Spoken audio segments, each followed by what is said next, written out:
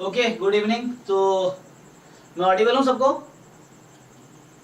Yes sir. Okay, तो अभी आज है ना डाउट क्लास है। इंटीग्रल कैलकुलस हमने लास्ट क्लास में फिनिश किया था, थ्योरीज। तो उसके डाउट क्लास है, और बाकी जो भी डाउट्स होगा, जैसे जो भी आपके और डाउट्स हैं वो डिस्कस कर सकते हैं। अभी 6 to 9 ये डाउट क्लास है, और 9 to 11 गेट वालों का है, तो आप लोगों का नहीं है, जैम वालों का नहीं है, 9 to 11 गेट वालों का है। तो अभी 6 to 9 में जो भी होगा ना, तो चलो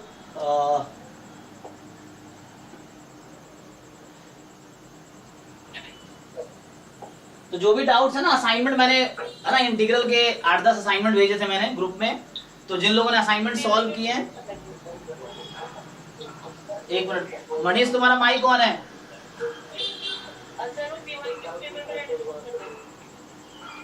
हाँ, पीवाईक्यू वाला पेपर डिस्कस कर लेते इसमें डाउट। हाँ, लेकिन अभी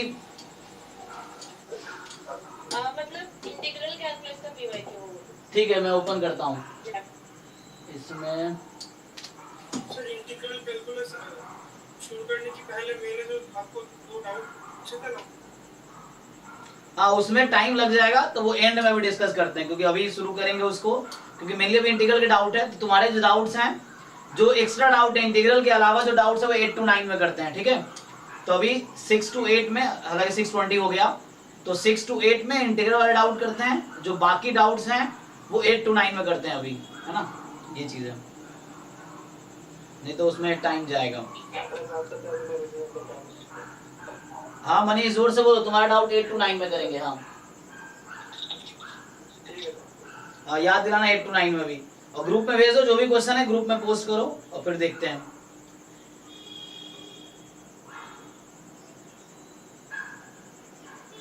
या असाइनमेंट ओपन करूं? देखो, असाइनमेंट ओपन करता हूं।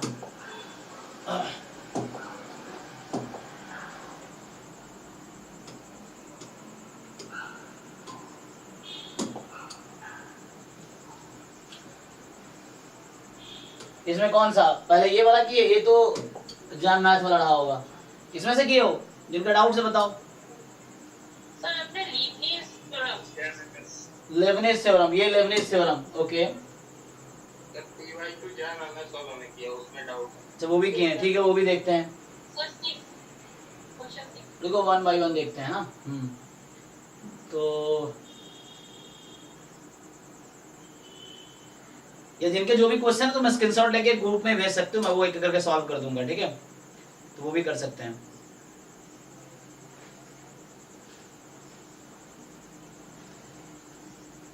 तो ये नेहा के जो क्वेश्चन है सॉल्व हुए? नहीं सर। अच्छा, ये ना पता नहीं आजकल ये इसमें इंटरनेट अभी कनेक्ट नहीं हुआ, इंटरनेट में टाइम लगेगा। तो जब तक ग्रुप में जो क्वेश्चन आया वही देखते हैं। रुको, तो देखो, जिन लोगों ने ग्रुप में भेजे हैं वही सॉल्व कर लेते हैं। तो कहां से स्टार्ट करूं? तो ठीक है, ये नेहा ने जो पहला क्वेश्चन भेजा वहीं से स्टार्ट करते हैं। देखो, तो ये 12 नंबर क्वेश्चन है। तो ये क्वेश्चन क्या है कि which of the following is are true. तो इसमें आपको डी ऑप्शन में डाउट है ना। Yes sir. सो डी कह रहा है कि surface area of x square plus z square is equal to a square, and x square plus z square is a square that lies inside the cylinder x square plus y square is equal to a square। ठीक है, तो हमने क्या formula बताया था surface area का? Formula क्या था, याद करो।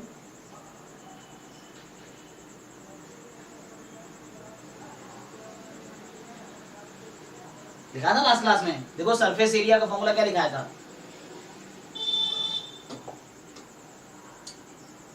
चेक करो, नोट चेक करो, क्योंकि बिना फॉर्मूला जब याद नहीं होगा, कॉन्सेप्ट नहीं होगा, तो कैसे सॉल्व करोगे? तो सरफेस एरिया, नहीं, surface area of curve z is equal to let's say fxy है, ठीक। ऑन द रीजन या इनसाइड द रीजन होगा एक्स वाई प्लेन में, जैसे बोला है ना, इनसाइड द रीजन एक रीजन होगा in x Y plane, region मान लो मैं बोल दूं D domain in x Y plane, ये है आपके पास। तो ये लास्ट का फॉर्मूला लिखाया था ना मैंने, क्या था ये, डबल इंटीग्रेशन रूट अंडर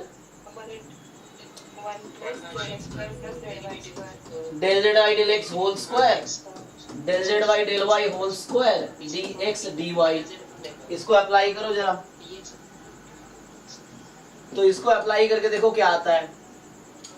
तो यहां से जेड की वैल्यू निकाल लो, आ जाएगी, पुट करो। सो यहां से जब जेड की वैल्यू निकालोगे तो root under a square minus x square आ जाएगी ना, प्लस माइनस ऐसे तो होगी, लेकिन स्क्वायर है तो चलो स्क्वायर बैलेंस कर लेगा। तो रूट अंडर 1 प्लस, अब इसको डिफरेंशिएट करो एक्स के रेस्पेक्ट में, जेड का डेरिवेटिव आपको करना है एक्स के रेस्पेक्ट में, del Z by del X. तो क्या होगा इसका डिफरेंशिएशन, पहले रूट एक्स का 1/2 रूट एक्स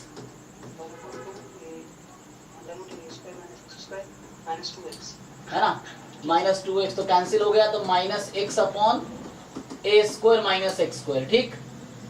अच्छा रूट में, यहाँ रूट है तो 2 कैंसिल हो गया।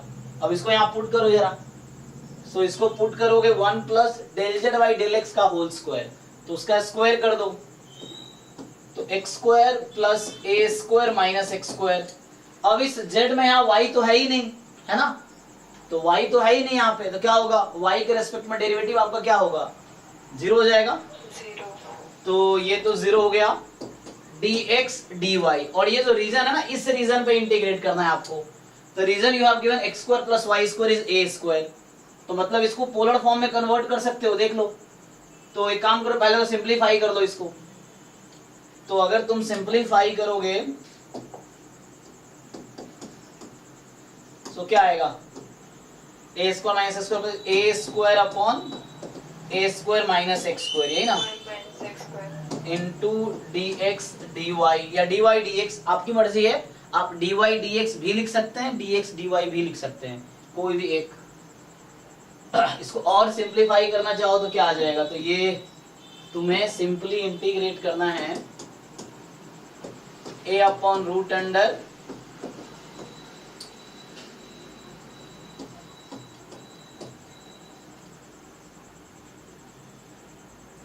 अब इसमें तुम देख लो, यहाँ पे देख सकते हो रीजन तुम्हारा जो है इंटीग्रेशन का, जो रीजन है वो क्या है, रीजन ऑफ इंटीग्रेशन वो ये सर्कल है।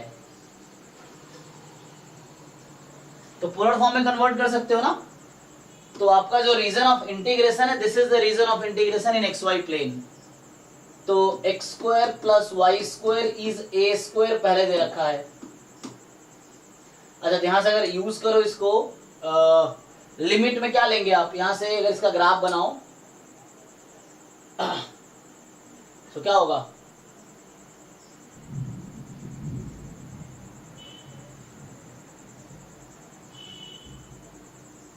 तो तुम पोलर फॉर्म में क्या करते हो, see this is your region of integration. तो यहां से आ जाएगा double integration A upon root under, अब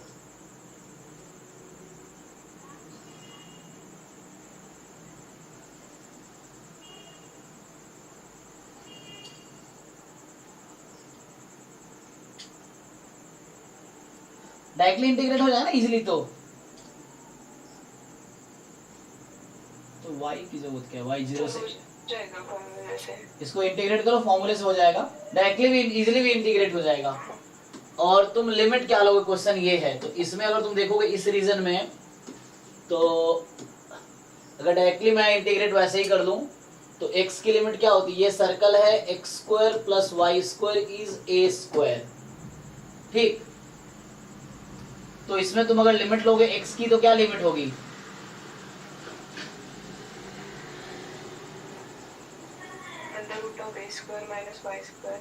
x की लिमिट, ये x है ना, स्ट्रिप बनाएंगे ऐसा, तो यहाँ पे x की लिमिट आएगी माइनस में root under a square minus Y square, यहाँ पे लिमिट आएगी x की प्लस में root under a square minus Y square, यही आएगी ना। और y की वैल्यू कितनी है -a to a। अब इसको इंटीग्रेट करो। सो x की लिमिट अगर तुम लिखोगे तो ये आ जाएगा माइनस, मैं इसको ठीक से है ना लास्ट करके लिख दूँ तो ये आ जाएगा तुम्हारा double integration a upon root under a square minus x square D X की लिमिट है minus root under a square minus Y square to plus में a square minus Y square and y की limit है minus a to plus a। अब इसको integrate करो, ये तो फॉर्मूला होता है ना, क्या आता है ये 1 upon a square minus x square root का डायरेक्ट फॉर्मूला था ना, क्या था sine inverse x by A ना, तो अप्लाई करो sine inverse x by A and then वो लिमिट पुट करनी होगी आपको, तो फिर से सब्स्टिट्यूशन करना पड़ सकता है। तो इसको इंटीग्रेट करके देखो क्या आंसर आता है, आंसर तो सही आना चाहिए। सर ये चेंज ऑफ वेरिएबल से ज्यादा नहीं अच्छा चेंज ऑफ वेरिएबल से, ओके क्या करना चाहिए था हमें, वेरिएबल चेंज कर लेते नहीं।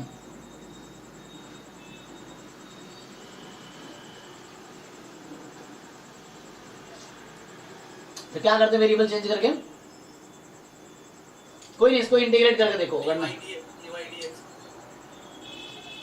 अच्छा डी रेडियस a का तो रेडियस 0 से a हो जाएगा और फिर अच्छा dy dx करते तो आसान रहता है नहीं, तो ये चेंज ऑफ ऑर्डर कह रहे हो आप एक्चुअली नहीं, हाँ ठीक है, मतलब इसको अगर मैं ऐसा लिखता कोई प्रॉब्लम नहीं है।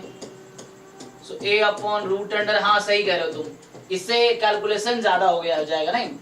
अगर मैं dy dx लिखूंगा तो ये इंटीग्रेशन आसानी से हो जाएगा, this is also fine, but इसमें ज्यादा कैलकुलेशन है, तो कैलकुलेशन इजी बनाने के लिए हम दूसरे वे में सॉल्व कर लेते हैं, सही बात है। तो इसको तुम इस वे में लिख लो, क्योंकि इससे क्या है ना, यहाँ dy फिर dx होगा वही, लिमिट वैसे ही आएगी। So root under a square minus x square है। अब क्या करते हैं हम लोग, या ब्लैक कलर यूज कर लो, ठीक है। देखो तो यहाँ पे पहले मुझे अब y की लिमिट चाहिए, तो यहाँ पे y की वैल्यू होगी माइनस में root under a square minus x square, और यहाँ पे y की वैल्यू आएगी प्लस में root under a square minus x square, तो यहाँ आएगा minus root under a square minus x square to plus root under a square minus x square, और x की लिमिट फिर से x यहाँ माइनस a है, यहाँ प्लस a है, तो ये स्टेप कितना मूव करेगी, तो माइनस, अब इजीली हो जाएगा, अब इजीली इंटीग्रेट हो जाएगा ना, क्योंकि ये तो कांस्टेंट है y के लिए। तो कितना आया बताओ जरा देख के, अब इजीली इंटीग्रेट हो जाएगा, ध्यान से इंटीग्रेट करो। So minus a to a, ये तो कांस्टेंट है बाहर हो गया, तो 1 का इंटीग्रेशन y के रिस्पेक्ट में क्या होता है, y अपर लिमिट माइनस लोअर लिमिट, कितना बनेगा, करो इंटीग्रेट, तो ये होगा, एक मिनट यहाँ एक तो a मिस किया मैंने। So a upon root under a square minus x square, ये पहले से है, ठीक, ये पहले से है। तो जब इसको इंटीग्रेट करोगे y के रिस्पेक्ट में तो आएगा 2 time root under a square minus x square dy, sorry dx, y तो हो गया, चेक कर लो कैलकुलेशन, तो ये और ये कैंसिल, तो कितना बचा, 2a बाहर है, अब minus a to a dx, ये कितना बन जाएगा 1 dx, बोलो x अपर लिमिट माइनस लोअर लिमिट, तो 4a स्क्वायर ये तो आया है, चेक करो कैलकुलेशन, हाँ जी, तो आंसर क्या है 8a स्क्वायर। देखो कहीं कैलकुलेशन मिस्टेक तो नहीं किया हमने, चेक कर लो कैलकुलेशन का,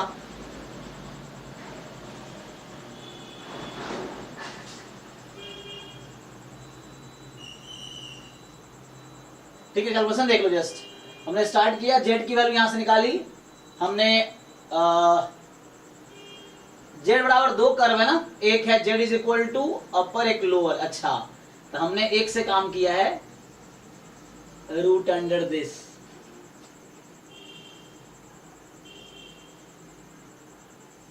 मैं z को डिफरेंशिएट किया x के रेस्पेक्ट में, तो आगे माइनस 2x अपॉन 2 कट गया x अपॉन दिस, तो 1 प्लस एक्स स्क्वायर, जब तुमने यहाँ एलसीएम लिया तो a square minus x square cut गया, a square upon this, a बाहर आया दिस, अब ये हो गया, y की लिमिट लिखनी थी मुझे, तो y की लिमिट मैंने यहाँ से यहाँ तक लिखी है, एक a पहले से बाहर है और अपर लिमिट माइनस लोअर लिमिट, तो 2a 4a स्क्वायर, एक्चुअली पता क्या है, अभी हमने z क्या कंसीडर किया है,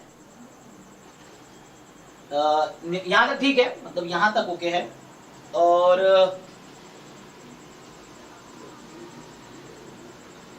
दिस इज फाइन, ठीक है। अभी हमने z क्या लिया हुआ है यहाँ पे, z इज, तुम्हें पता ना जैसे हमारे पास इक्वेशन था, हाँ, x square plus Z square is A square. अगर इसका तुम ग्राफ बनाते तो क्या बनता है, क्या है ये, किसका ग्राफ है ये, तो यहाँ पे मैंने क्या किया है, जैसे z की वैल्यू निकालेंगे तो क्या आएगी, plus minus root under a square minus x square, यही आएगी ना। तो मतलब z में भी पॉजिटिव और नेगेटिव, जैसे मैं अगर ये बोलूं तो एक्चुअली क्या है, suppose this is y axis, x z, और ये इस तरह से है, ये सिलेंडर है actually, this is a cylinder, ये जो इक्वेशन है ये सिलेंडर की इक्वेशन है 3D में। 2D में आपको सर्कल की इक्वेशन दिखेगी, xz प्लेन में ये सर्कल की इक्वेशन है, लेकिन 3D में ये सिलेंडर की इक्वेशन है, जहां y अनबाउंडेड है तो y कहीं तक जाएगा। तो हमने क्या किया है, z को पॉजिटिव लिया है, तो हमने जो सरफेस एरिया फाइंड की है पॉजिटिव z के लिए, उतना ही सरफेस एरिया क्या होगा, क्योंकि अभी हमने किसके लिए कैलकुलेशन किया है, जब z कंसीडर किया root under a square minus x square, तो ये हमने प्लस, तुम्हें बताया था ना, जैसे सर्कल में भी क्या होता है कि अपर रीजन में, अपर सेमी सर्कल में प्लस आता है, लोअर सेमी सर्कल में माइनस आता है। तो ये जो कर्व है इसी की इक्वेशन है, बट ये हाफ, जो क्या बोलता हूँ, सिलेंडर का हाफ पोर्शन को रिप्रेजेंट कर रहा है, जो पॉजिटिव जेड एक्सिस के अराउंड है। तो ये इसके सिर्फ इस साइड का सरफेस एरिया निकला है एक्चुअली। और जब z इज इक्वल टू तुम लेते हो minus root under a square minus x square, तो जहां z नेगेटिव रहा होगा, जो नेगेटिव साइड, ठीक है ना, ओरिजिन के इस साइड, मतलब z जहां पॉजिटिव है, तो ये यहाँ z पॉजिटिव कंसीडर किया हमने, तो सिर्फ ओरिजिन के जहां z पॉजिटिव एक्स एक्सिस है उस साइड का सरफेस एरिया आया, और यहां से क्या आएगा, minus root under a square minus x square, तो ये नेगेटिव साइड का आएगा। तो इससे क्या है, अभी हमने फाइंड किया है इसके अराउंड सरफेस एरिया, हाँ वो सिमेट्रिक ही है ना, सिलेंडर है। तो जैसे अगर 2D में इसका ग्राफ देखो, तुम 2D में इसका ग्राफ देखो तो कैसा होगा, ये z एक्सिस और मान लो ये x axis, for example x और z है ना, तो जितना ऊपर है z उतना ही z नीचे भी है, ये xz में प्रोजेक्शन है इसका, अगर xz में, ये 3D में ग्राफ बनाया हुआ है, ये 2D में ग्राफ है xz प्लेन में, तो ये सर्कल सिमेट्रिक है, तो यहां से भी सरफेस एरिया जो आएगी वही आएगी। तो पहले क्या आई थी, 4a स्क्वायर 4a स्क्वायर, मतलब जब z पॉजिटिव है तो उस साइड सरफेस एरिया क्या होता है, जैसे आउटर जो पोर्शन है उसका एरिया ना, तो इस साइड जो कर्व का आउटर रीजन है उसका एरिया ये आएगा 4a स्क्वायर, यहाँ से 4a स्क्वायर, तो टोटल मिला के तुम्हारा आ जाएगा 8a स्क्वायर। ओके ठीक है, चलो तो तुम्हें बस याद रखना, लास्ट क्लास मैंने फॉर्मूला लिखाए थे, surface area, area of the, है ना, area under a curve, surface area क्या होता है, रीजन का सरफेस एरिया होता है जो कर्व है उसके आउटर पोर्शन का, फिर volume, length of curve, volume of revolution, इन सब का लास्ट क्लास में जो इंटीग्रल क्लास हुई थी, जो थ्योरी की लास्ट क्लास थी, उसमें ये फॉर्मूला लिखाए थे, आज उसकी प्रॉब्लम क्लास है। सो ठीक है, तो ये आ गया। नेक्स्ट क्या है देखो, सो नेक्स्ट जो इन्होंने पूछा है इंटीग्रल, अभी इंटीग्रल का डाउट करते हैं अभी, उसके बाद तो कुसुम के भी डाउट है, चलो उसके बाद एक कुसुम का डाउट कर लेते, उसके बाद फिर वापस आएंगे जो नेहा का डाउट है ना। सो ग्रुप में देखो, ये सारे क्वेश्चन ग्रुप में है जो मैं कर रहा हूँ। तो इन्होंने जो भेजे हैं 42 नंबर, देखिए 42 नंबर जो डाउट है इनके, ये कह रहा है कि लेट एस, एक एस रीजन आपको दे रखा है, एस बी अ रीजन, ठीक, एस क्या रीजन है कि, अच्छा देखो अभी जो मैं एक कॉन्सेप्ट बताया हूं ना, ये प्लस और माइनस वाला, ये अक्सर कई बार जरूरत पड़ती है, मैं तुम्हें सर्कल में बताता हूं, मैं फिर से हम लोग को याद दिलाता हूं कि होता क्या है, जैसे कहीं लिखा हुआ है x square plus Y square is A square, ये इक्वेशन ऑफ सर्कल है एक्स वाई प्लेन में ना, equation of circle in x Y plane, तो इसका ग्राफ जो है ये फुल सर्कल है, ये कोई प्रॉब्लम नहीं है।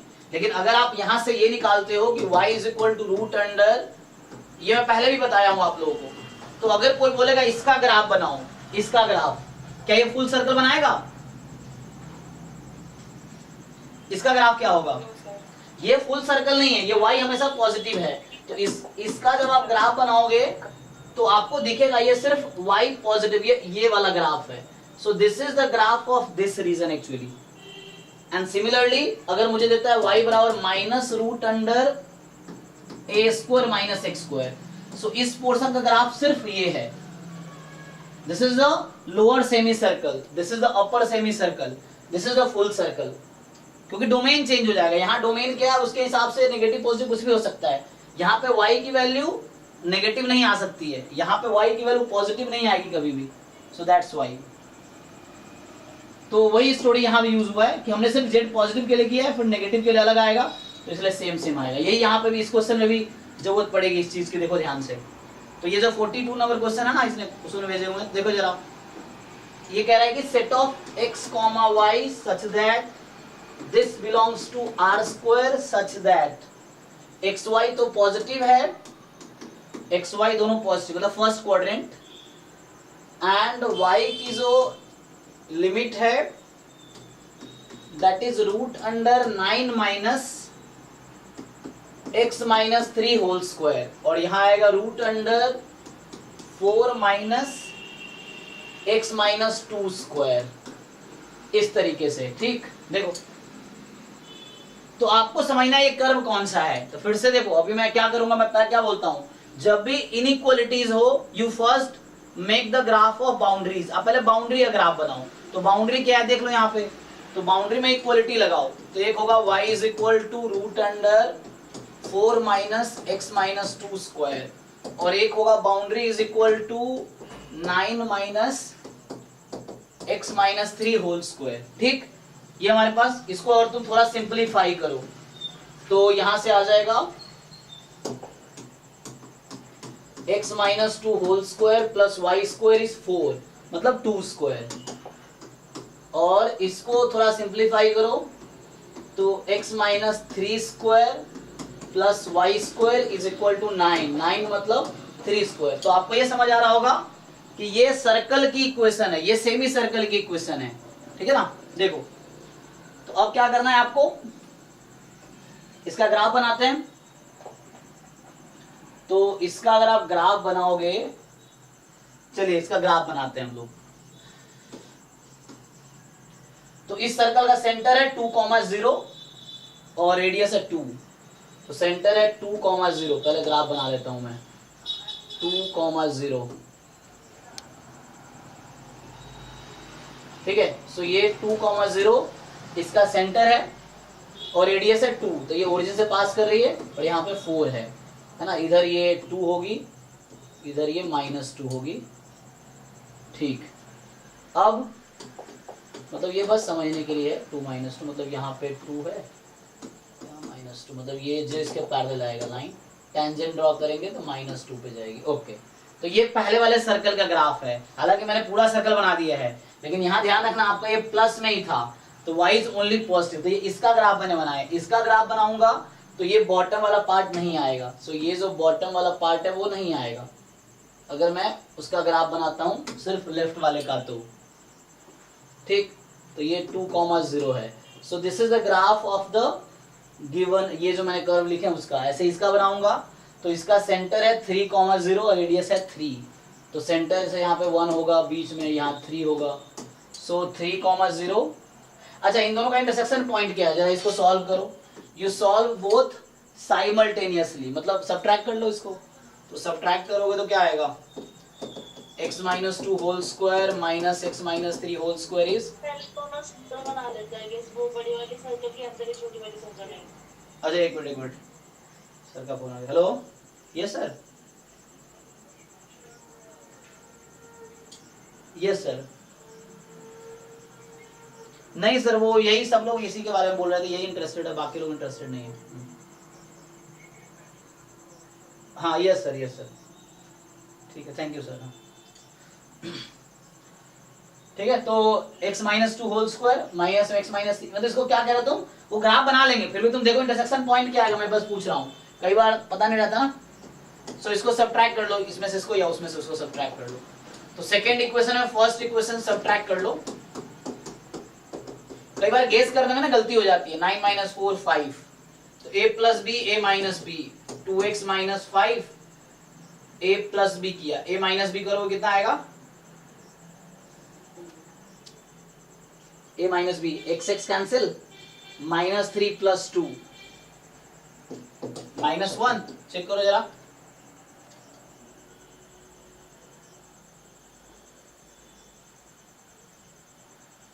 मैं a square minus b square लगा रहा हूं, ठीक है ना, देख लो तो क्या आएगा। तो यहां से बताओ x की वैल्यू कितनी आएगी? -5 वहां भेज दो तो x इज 0। तो जस्ट वेरीफाई करने का, तुम्हें दिख रहा होगा ग्राफ तुम लोग को, ओके है, मुझे कोई प्रॉब्लम नहीं है। सो x बराबर लो सिर्फ ओरिजिन पे मिल रहे हैं, और x को 0 रखोगे तो y क्या आएगी?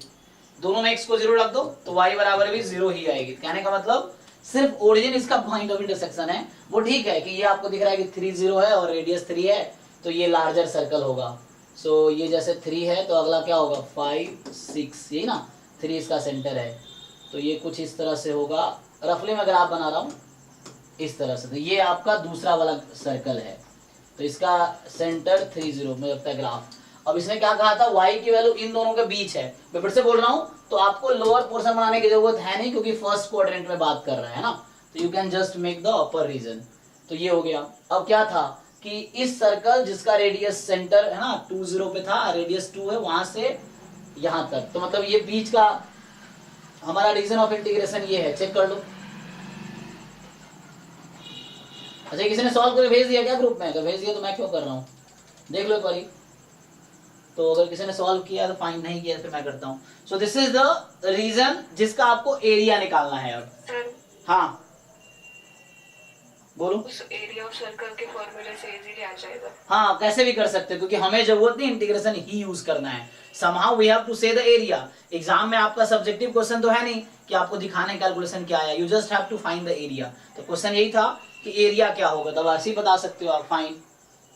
तो है ना, एक्स वाई पॉजिटिव है, वाई इन दोनों के बीच है, तो वाई इस लोअर सर्कल से अपर सर्कल के बीच का है, तो ठीक है, आप डायरेक्टली बता दो।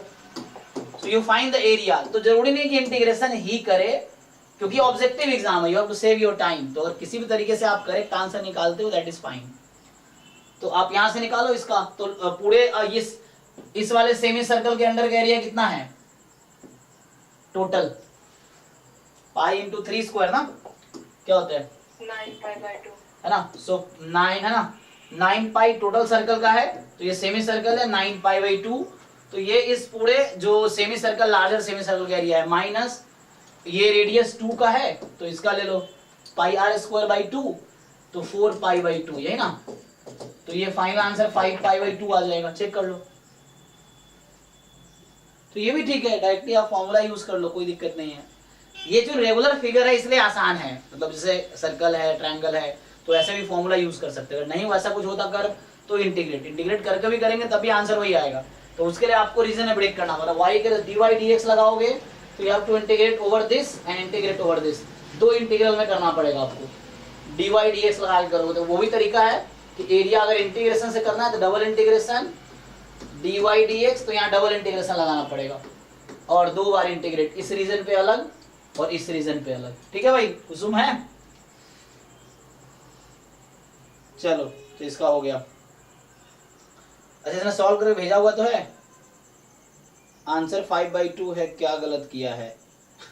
तो इंटीग्रेशन क्यों कर रहे हो तुम इतना, ये दिख तो गया, ठीक है ना। ओके,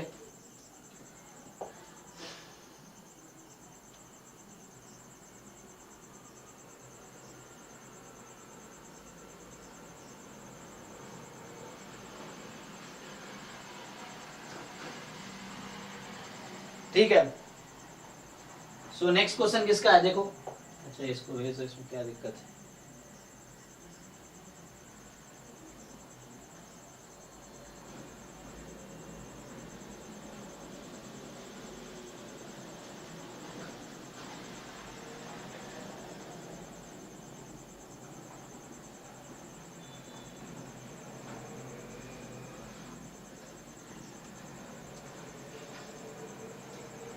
नेक्स्ट जो क्वेश्चन है, ठीक है, तो और इंटीग्रल कौन सा क्वेश्चन है? इसके ऊपर जो क्वेश्चन थे इसके डाउट क्या है? Question number 16 and question number 20। देखो 16 में क्या डाउट है? ये 16 ग्रुप में है। देखो तो ये जो क्वेश्चन है आपका कि I is the integration 4x³ है ना, और 1 प्लस x⁴। अच्छा ये ब्रैकेट का कहीं प्रॉब्लम तो नहीं किया ना? ये पता चले इसने ब्रैकेट किस पे लगाया? सिर्फ x4 पे लगाए हैं। कई बार टाइपिस्ट भी गलती कर देता है, तो एक बार देख लेना। तो हम लोग अभी क्या करें, इसी का पावर लेके चले या पूरा का? मुझे जहां तक क्यों लग रहा है कि ये ऐसा हो, लेकिन ऐसा हुआ तो कैंसिल भी तो हो जाएगा, है ना? तो कोई बात नहीं, चलो इसको ऐसे ही सॉल्व करके देखो, जैसे लिखा है वैसे ट्राई करते हैं। तो इसकी पावर इसने लिखा 2010, ऐसा ना, और 1 प्लस x⁴ और इसकी पावर लिखा है 2000, है ना, 2012 dx। लिमिट क्या है? 0 से 1। तो आपसे पूछ रहा है कि, और ये आंसर आपका आता है λ/μ, जहां पे GCD ऑफ λ/μ 1 है, मतलब लैम्डा और म्यू को प्राइम है, इसके बीच में कोई भी कॉमन फैक्टर नहीं है। और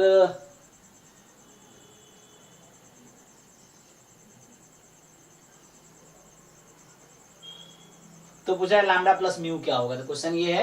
तो इनका ये क्वेश्चन है कि लैम्डा प्लस म्यू बताओ क्या होगा।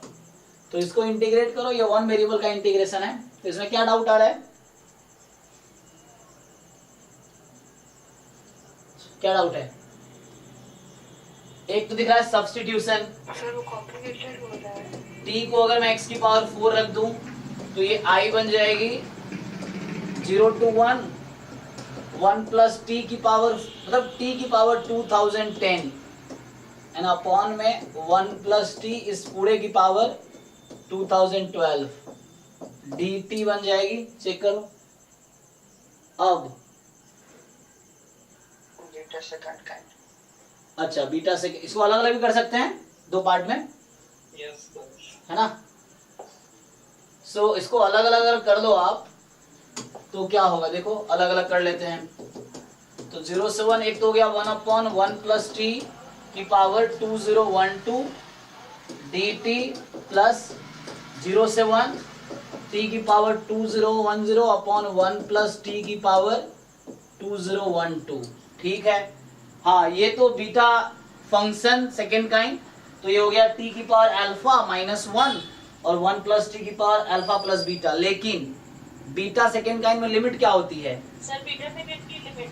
हाँ लिमिट होती है 0 से इन्फिनिटी ना, तो कोई बात नहीं है। देखो तो उसको हम, मतलब वो है ना, ये ध्यान रखना होता है। बीटा फर्स्ट काइंड में लिमिट रहती है 0 to 1, मतलब जो बीटा डिस्ट्रीब्यूशन फर्स्ट काइंड वहां भी तो सपोर्ट है 0 to 1, beta distribution second kind में सपोर्ट है 0 से इन्फिनिटी। तो सेम चीज यहाँ है, क्योंकि बीटा इंटीग्रल से ही बीटा डिस्ट्रीब्यूशन बना है, तो कोई बात नहीं, ऐसे भी इंटीग्रेट हो जाएगा। एक प्रॉपर्टी आप लोग जानते हो ना, कौन सा? 0 to a fx dx। इसको क्या लिख सकते हैं हम लोग? 0 to a, बोलो, a माइनस x dx। ये लगाओ जरा, ऐसे ये तो इंटीग्रेबल हो गया इजीली, इसमें कुछ करने की जरूरत है नहीं। तो इसमें नहीं भी लगाओगे प्रॉपर्टी तो भी कोई दिक्कत नहीं है, लगा लो तो भी कोई दिक्कत नहीं है ना। तो क्या करना आपको, 0 से 1 dx है तो x को 1 माइनस x रख दो, तो यहाँ पे t को 1 माइनस t रखोगे, क्या बन जाएगा? हो नहीं गया? देखो so i is equal to 0 to 1, अगर यहाँ पुट कर दो आप, वैसे भी इसको डायरेक्टली इंटीग्रेट कर लो, क्यों यहाँ पुट करोगे, यहाँ प्रॉपर्टी मत लगाओ। 1 प्लस t⁴ माइनस 2012 dt है, प्लस इसको डायरेक्टली इंटीग्रेट, यहाँ प्रॉपर्टी लगा लो। सो ये वाली प्रॉपर्टी यहाँ यूज कर लो, तो t की जगह रखो 1 माइनस t, तो t की जगह 1, अच्छा तो हेल्प तो करेगा नहीं, क्योंकि वो 2 माइनस टी बन जाएगा नहीं। ठीक है, तो एक ऑप्शन इसका ये है। अब तो डिवीजन करना इतना आसान तो है नहीं, है ना। ये लिमिट इसने सही लिखा है ना, 0 से 1। हाँ ठीक है, अगर 0 से इन्फिनिटी होता इजीली हो जाता, 0 से 1 है तो है ना, इसको देखना पड़ेगा। तो अब हो जाएगा यहाँ से, कोई बात नहीं, t अपॉन 1 प्लस टी। तो कुछ सब्स्टिट्यूशन यूज कर लो, क्या यूज करना चाहोगे? तो 1 प्लस टी को कुछ नया नाम दे दो, कोई बात नहीं।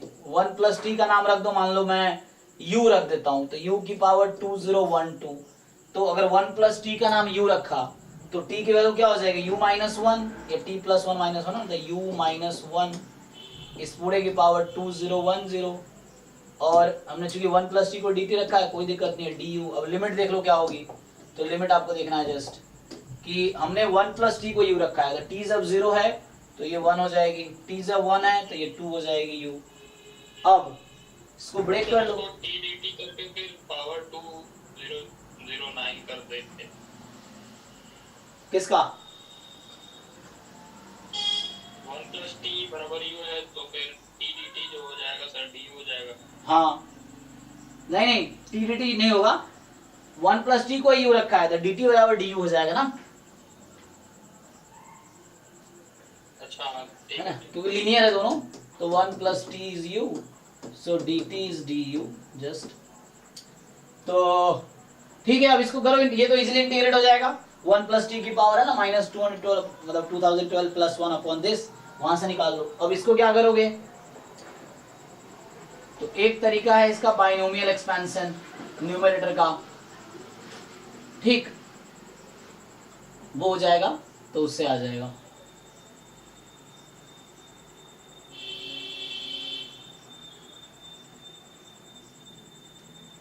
लेकिन उससे फिर ना काफी टर्म्स ज्यादा होंगे।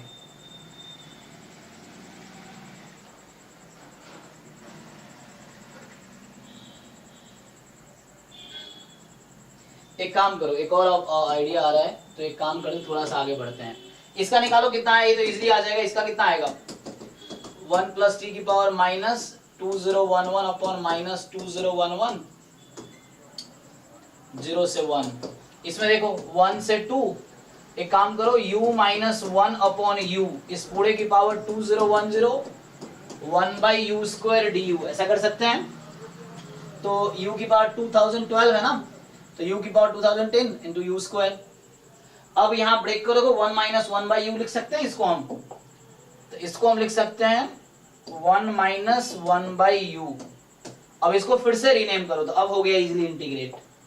सो अब आप क्या करो, इसको फिर से पहले तो इसको पुट कर लो, तो 1 रखोगे तो ये हो जाएगा 2 की पावर -2011 अपॉन -2011, और 0 रखोगे तो क्या होगा, -0 पुट करो तो 1 अपॉन -2011 है ना, मतलब ये तो डिनोमिनेटर रहने दो।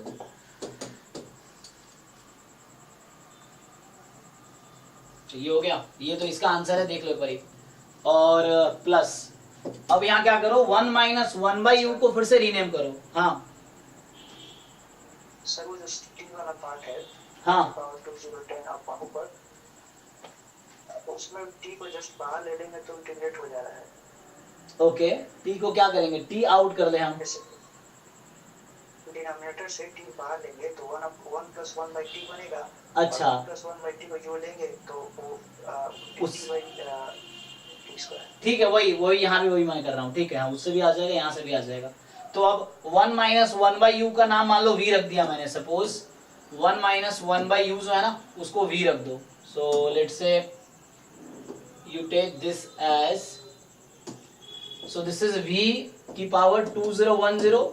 अब ध्यान दो, मैंने v किसको लिया है, so v substituted, v is equal to 1 minus 1/u, so dv upon du, तो 1/u का माइनस है ना, तो 1/u² हो जाएगा, क्रॉस मल्टीप्लाई कर लो, सो dv बराबर 1/u² du, ठीक। तो इसको पुट कर लो, अब तो क्या हो गया, तो ये dv, अब v की लिमिट चेक कर लो क्या होगी, तो जब तुम्हारा u 1 है तो v की वैल्यू 0 हो जाएगी, एंड जब u तुम्हारा 2 है तो v की वैल्यू कितनी हो गई, 1 माइनस 1/2, तो 1/2। अब ये इजीली इंटीग्रेट हो गया ना, अब तो हो गया। सो नाउ इट इज इसको तुम जैसे भी चाहो सिंप्लीफाई कर लो, चाहो तो अलग अलग करके, है ना, प्लस हो जाएगा तो 1/2011, ये सेपरेट कर रहा हूँ तो ये माइनस माइनस करके प्लस हो जाएगा, माइनस 1/2011 2 की पावर 2011, ऐसा कुछ बनेगा। इसी को लिखा पहले टर्म को। अब इसको इंटीग्रेट हो गया आसानी से कि u की पावर है ना n की पावर कितना हो, दिस अपॉन 2011 और लिमिट है 0 से 1/2, चेक कर लो। अब इसको सिंप्लीफाई कर लो, आ जाएगा आंसर, है ना। सो हमने क्वेश्चन को करेक्ट माना, कोई गलत नहीं माना। हो सकता है 0 से इन्फिनिटी रहता तो और आसान हो जाता, या उस तरह से ब्रैकेट था, लेकिन क्वेश्चन जो है एज इट इज हमने अज्यूम करके सॉल्व किया है करेक्ट मान के, तो इस तरह से कुछ आएगा।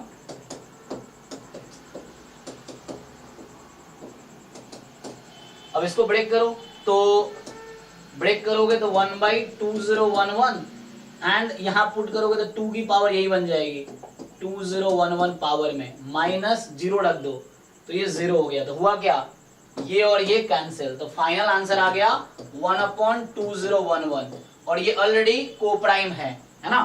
तो यही आ गया जो आपको पूछ रहा था, लैम्डा अपॉन म्यू क्या था। सो चेक कर लो एक बार, कहीं डाउट है तो बताओ। सब्स्टिट्यूशन हमने यूज किया है। सो ये पूछ रहा था ना कि किसके इक्वल है, लैम्डा अपॉन म्यू के, तो लैम्डा अपॉन म्यू हमारा ये आ गया, तो this is lambda upon mu, और वो ऑलरेडी कोप्राइम है। तो आपसे पूछा गया था what is the lambda plus mu, तो इसका आंसर आ गया 2012। चेक कर लो, ठीक ठीक है ना। तो बस सब्स्टिट्यूशन इसमें यूज करना था। देखो यहां से स्टार्ट किया था, तो दिस वाज द क्वेश्चन कि 4x³ 1 + x4 टोटल 2010, 1 + x4 की टोटल पावर 2012। तो x4 को t लिया पहले, तो t में कन्वर्ट को अलग अलग कर दिया, ये तो इजीली इंटीग्रेट हो गया। यहाँ पे प्रॉब्लम आ रही थी, तो एक वो भी तरीका था कि तुम इसको बाहर कर सकते। अदरवाइज मैंने क्या किया, पहले 1 + t को u नाम दिया, फिर u में कन्वर्ट हुआ, और बाद में पावर नीचे 2 ज्यादा है, u की पावर 2 ज्यादा है ना, तो मैंने 2 पावर बाहर किया, तो इससे ये हुआ पावर सेम हो गया 2010 साथ लाए 1 है ना, तो इसको अब फिर से v अज्यूम कर दिया, तो इजीली इंटीग्रेट हो गया। ठीक है, चलो नेक्स्ट क्वेश्चन देखते हैं। सो नेक्स्ट जो क्वेश्चन है किनका रह गया, इसमें एक और क्वेश्चन, इसका डाउट है, एक और क्या है, क्वेश्चन नंबर 20। सो जो 20 है असाइनमेंट में, ये है कि d/dx capital fx, this is e⁻ sin x upon x, ठीक। तो ऐसा है आपके पास। सो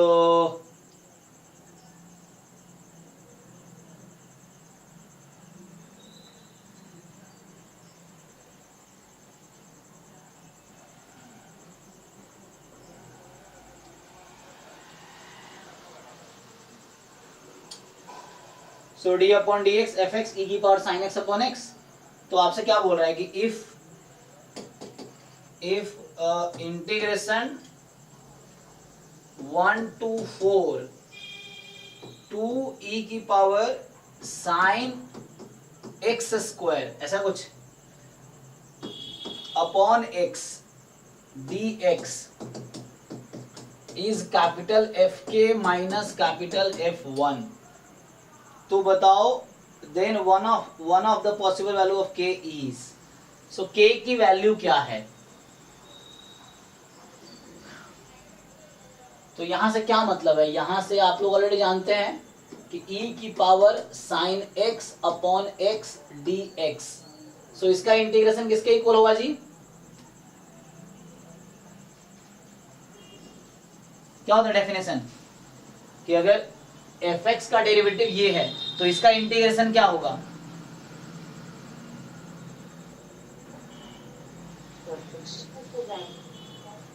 कितना टाइम लगेगा, fx + c, ये यहीं से स्टार्ट होता है ना इंटीग्रेशन, इसी कॉन्सेप्ट से कि integration is the inverse process of differentiation. So integration differentiation का इनवर्स प्रोसेस है, तो वहां से हो जाएगा। एंड 1 से 4 2e⁻ sin x² upon x dx this. अब यहां से रिड्यूस करो इसको थोड़ा सा, लेकिन इसने क्या किया है, इसने थोड़ा सा चेंज कर दिया, नहीं कि 2e sin x², कोई प्रॉब्लम नहीं है। चलो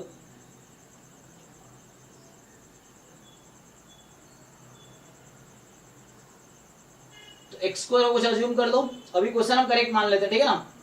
अब हमें समहाउ उसको यूज कर सकते हैं अगर चाहे तो।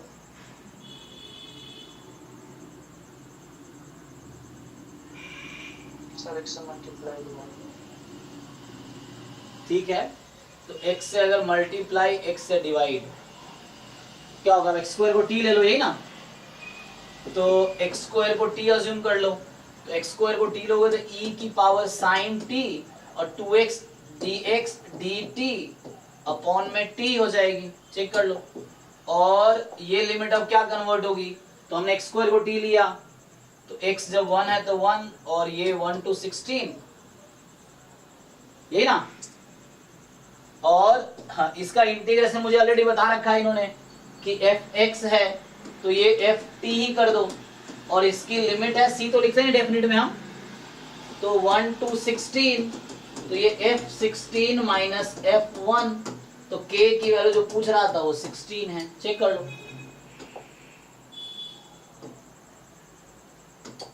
ठीक है, देख लो। तो ओके चलो, इसका इनका डाउट हो गया। नेक्स्ट जो है हमारा एक और डाउट अगला है, क्या है इसमें, तो ये 20 क्वेश्चन फिर से क्या बोल रहा है, देखो जरा। नेक्स्ट वाला दूसरा 20 आगे है उसी ग्रुप में। तो ये 20 क्या कह रहा है कि द सॉलिड स्फीयर XYZ, जहां पे ये R³ में है, सच दैट, तो XYZ belongs to R³ such that कि x² plus y² plus z² less than equal to 1 is cut into two parts by the plane z बराबर, so this is cut into two parts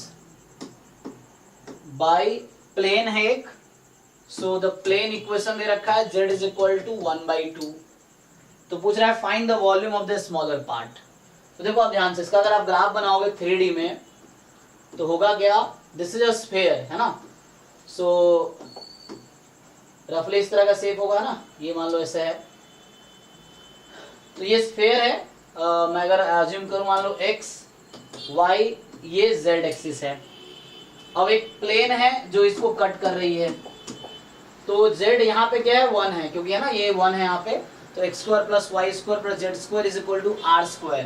तो centre 0 0 0 है sphere का, radius 1 है, तो ये भी 1 है ना, ये सब 1 पे कट करेगा।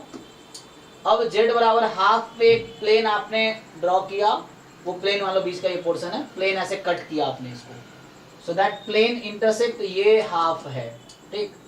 थोड़ा सा इस तरह से लिख लो, है ना। सो हमने इसको कट किया एक प्लेन से, तो ऊपर वाले पोर्शन का वॉल्यूम पूछ रहा आपसे, है ना, क्योंकि ऑब्वियसली लोअर पोर्शन ज्यादा होगा, तो अपर पोर्शन स्मॉलर पोर्शन की वॉल्यूम पूछ रहा है। तो एक प्लेन ने इसको कट कर दिया, ठीक है, तो प्लेन कट कर दिया तो क्या बना होगा, आप लोगों को आइडिया होगा, तो इस तरह से इस तरह का एक शेप बनेगा, ठीक है ना।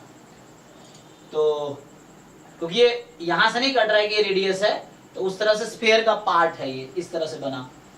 अब है ना, यहाँ ये z एक्सिस है इस तरह से, तो ये z एक्सिस है, यहाँ z की वैल्यू 1/2 है और यहाँ z 1 है। तो मुझे वॉल्यूम चाहिए स्मॉलर पार्ट का, तो वॉल्यूम का फॉर्मूला होता है dz dy dx। अब आप खुद डिसाइड करो, अगर मैं स्ट्रिप बनाऊंगा इस रीजन में, ये स्ट्रिप बनाऊं, तो z की लिमिट क्या होगी,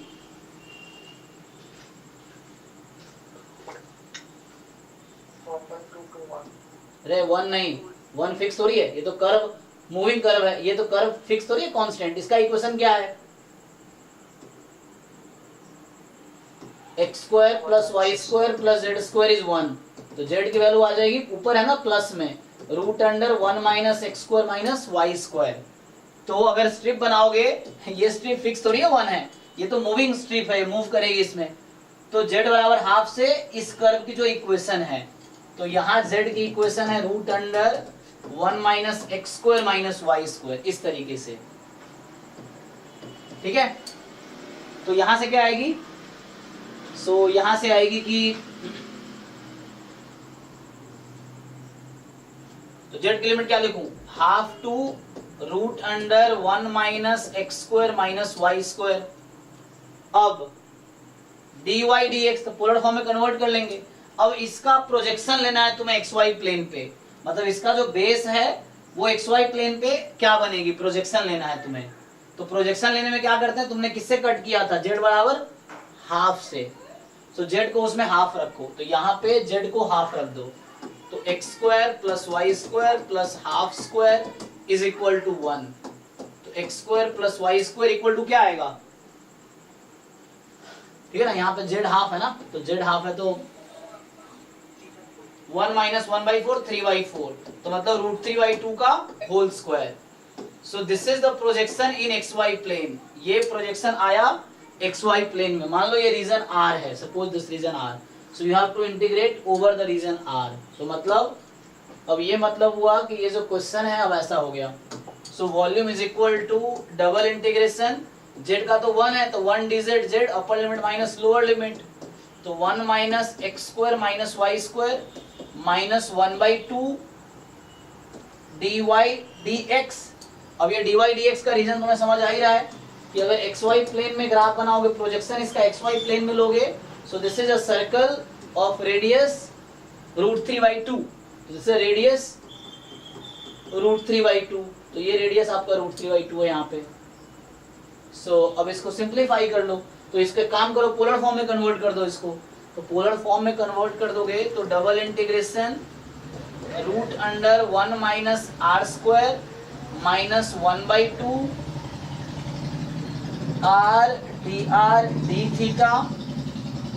अब रेडियस क्या है, 0 से √3/2, थीटा क्या है पूरा है ना, तो अपर पूरा बॉटम इसका पूरा सर्कल है, तो 0 से 2 पाई, क्योंकि उन्हें स्फीयर को आपने कट किया था तो बेस तो पूरा आ रहा है, पूरा सर्कल आ रहा है बेस में उसका, तो जो कट करेंगे तो ये पूरा बेस आएगा, तो मतलब 0 से 2 पाई। तो हो गया, इसको इंटीग्रेट कर लो, हो जाएगा। उसको तो इसको आप इंटीग्रेट कर लो जस्ट इसको r के रिस्पेक्ट में ना, r स्क्वायर को t ले लो, उससे थोड़ा आसान हो जाएगा, नहीं तो डायरेक्टली मत, जैसे तुम r स्क्वायर को t ले लो, यहाँ ऑलरेडी अवेलेबल है, तो r स्क्वायर को t लेके इजीली कर लो कंफर्म, सब्स्टिट्यूट करके हो जाएगा। नेक्स्ट, तो नेक्स्ट जिनका हाँ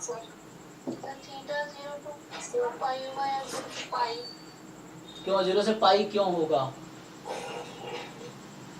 अगर मैंने स्फीयर को यहाँ कट किया है तो मुझे पूरा सर्कल मिल रहा है कि हाफ सेमी सर्कल मिल रहा है। 0 से पाई क्यों लेंगे जब सेमी सर्कल होगा, ये तो पूरा सर्कल मुझे मिलेगा बेस में। जब आपने इसको कट किया है तो यहाँ तो पूरा सर्कल है, फुल सर्कल मिलेगा मुझे, क्योंकि स्फीयर को मैंने कट किया ऊपर से ना, तो ये इस तरह से पूरा मुझे सर्कल बॉटम में मिल रहा है, बॉटम में पूरा सर्कल मिलेगा 0 से 2 पाई, पूरा सर्कल है 0 से 2 पाई। नेक्स्ट शुभम कुमार, चलो शुभम के क्वेश्चन देखते हैं, फिर हर्षान, ओके 1 by 1 सबका क्वेश्चन करता हूँ, ठीक है ना, ओके विनय, इन सबका भी देखते हैं। चलो तो यहाँ से जो इन्होंने पूछा है कि क्वेश्चन नंबर 1 ये है कि एरिया ऑफ द रीजन, आपको एक्स वाई दे रखा है, जहां यहाँ मतलब है एक्स वाई दोनों 0 से 1 के बीच है, इसका ये मतलब है कि x y both are between 0 and 1, and x plus y जो होगा दैट इज 3/4 से 3/2 ऐसा है, ठीक है ना, तो x प्लस वाई जो है 3/4 से 3/2 में है। सर ये दोनों 0 से 1 ये कैसे पता चला? हाँ ये आपको समझना पड़ेगा नोटेशन, वो मतलब वही है उसका कि x y both between 0 and 1, तो उससे ग्राफ बनाओ, ये नोटेशन है, ये आपको समझना पड़ेगा खुद ही। तब मुझे लगा कि केवल x 0 से बड़ा और फिर y, नहीं वो कंफ्यूजन होता है, अब इसका ग्राफ बना लो हो जाएगा ना, तो अब इसका ग्राफ बना लो जी।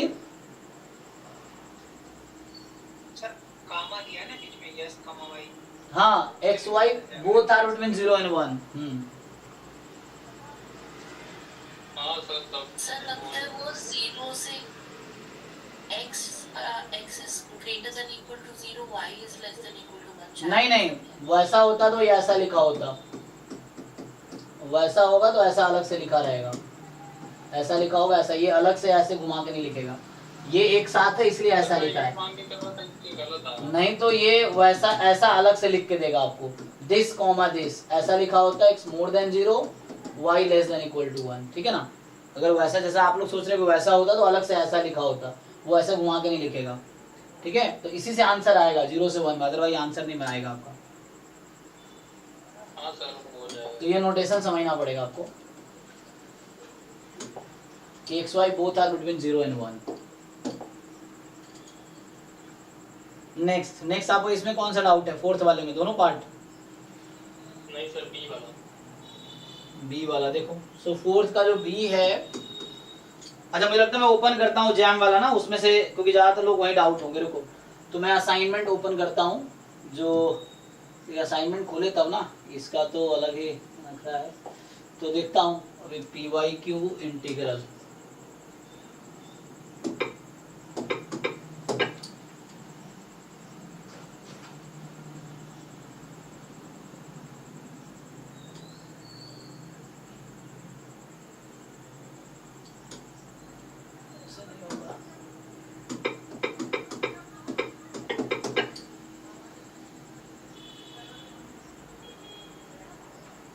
अच्छा जैम एमए वाला मैंने भेजा ही नहीं, आपको ये भी भेजना था ना कि जैम एमए में जो आते हैं इंटीग्रल क्वेश्चन, ये अभी असाइनमेंट रह गया भेजना, तो ये भी है।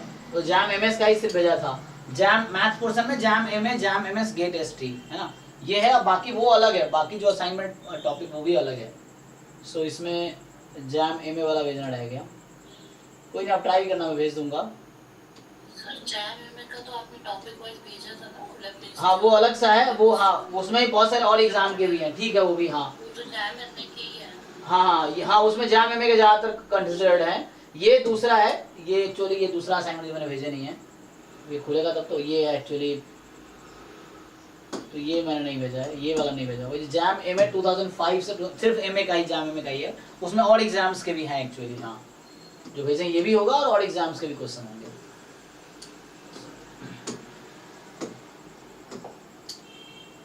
तो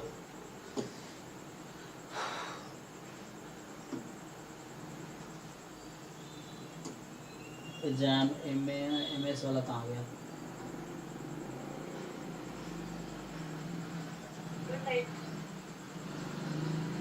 पीवाई को जैम एमएस वही सर्च करना पड़ेगा लग रहा है। जे डबल ई का है और एमए का है इंटीग्रल वाला।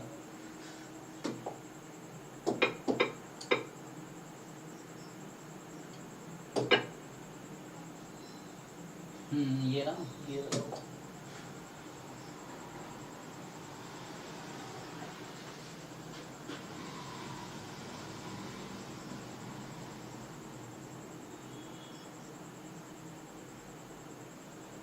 देखो, ये पहला क्वेश्चन पूछ रहा था ना, ये ध्यान से देखो। तो यहाँ पे x y both are between 0 and 1, उससे हो जाएगा। नेक्स्ट जो डाउट पूछा है इसने, आई थिंक फोर्थ वाले का बी पार्ट, देखो तो अब इसे सॉल्व कर देता हूँ, बता देता हूँ, इसे बताना जिन लोगों का जो भी डाउट्स हैं। तो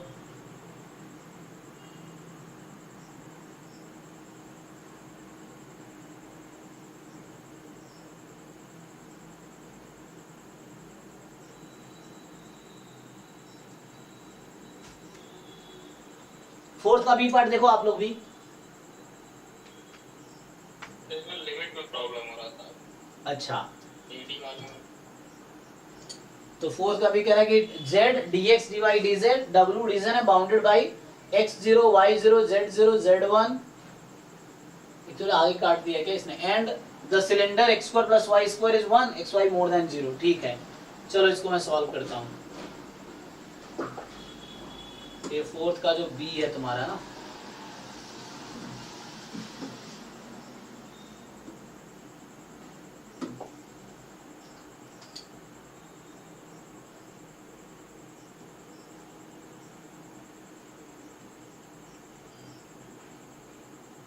देखो तो मैं इसको लिख देता हूँ ठीक से, शायद आप लोगों को दिख नहीं रहा होगा। ये है triple integration z dx dy dz w division x बराबर 0, y बराबर 0, z बराबर 0, z बराबर 1 and x square plus Y square is 1। तो एक काम करो, पहले इसमें z की लिमिट रख दो, ठीक है ना। पहले आप z की, तो इसको ऑर्डर चेंज करके लिखो, z dz dy dx ऐसे लिखो, कोई दिक्कत नहीं है, क्योंकि लिमिट तो पुट नहीं किया ना हमने अभी तक। अब लिमिट पुट करेंगे तो z की लिमिट क्या है, z बराबर 0 टू z बराबर 1, तो z की लिमिट रख दो 0 टू 1 और x0 y0, मतलब ये कहना चाह रहा है x0 y0 का मतलब है y एक्सिस x एक्सिस है ना, एंड यहाँ बता रहा है xy more than equal to 0 है। तो मान लो ये रीजन r है, तो ये रीजन r क्या है, ये आपको बता रखा है, ये सर्कल है, यूनिट सर्कल, तो रेडियस 1 का, तो इस पे इंटीग्रेट कर लो। तो xy प्लेन में ये वाला रीजन है, 2D में मतलब xy में इंटीग्रेट करना, तो ये रीजन यूज करो, तो अब कर दो, हो जाएगा। सो अब ये डबल इंटीग्रेशन z का क्या होगा, z स्क्वायर बाई 2, तो 1/2 आ जाएगा, 1/2 dy dx। अच्छा, अब तो ये कांस्टेंट आ गया, कांस्टेंट बाहर कर दो। तो अगर तुमने कांस्टेंट बाहर कर दिए, सो डबल इंटीग्रेशन dy dx, और ये dy dx इसका क्या मीनिंग है, हो जाएगा सर, एरिया एरिया है ना, तो हो ही गया ना, 1/2 as it is area of this circle. इस सर्कल का एरिया कितना होगा, लेकिन ध्यान रखना फर्स्ट क्वाड्रेंट में था, only first quadrant, not full circle. ये xy मोर देन 0 ना, ओनली फर्स्ट क्वाड्रेंट बोला हुआ है, तो ओनली फर्स्ट क्वाड्रेंट, तो मतलब पाई r स्क्वायर बाई 4, तो ये हो गया आंसर पाई/8 होगा, चेक कर लो। तो पहले z की लिमिट रखो, क्योंकि z की लिमिट इजी है, फिर xy दो डबल इंटीग्रल आ गया, ओरिजिन है, और double integral area of this shaded region. तो डबल इंटीग्रेशन का मतलब है बिना कोई फंक्शन का है, तो dy dx का मतलब एरिया ऑफ दैट रीजन जिस पे इंटीग्रेट करना है, हो गया।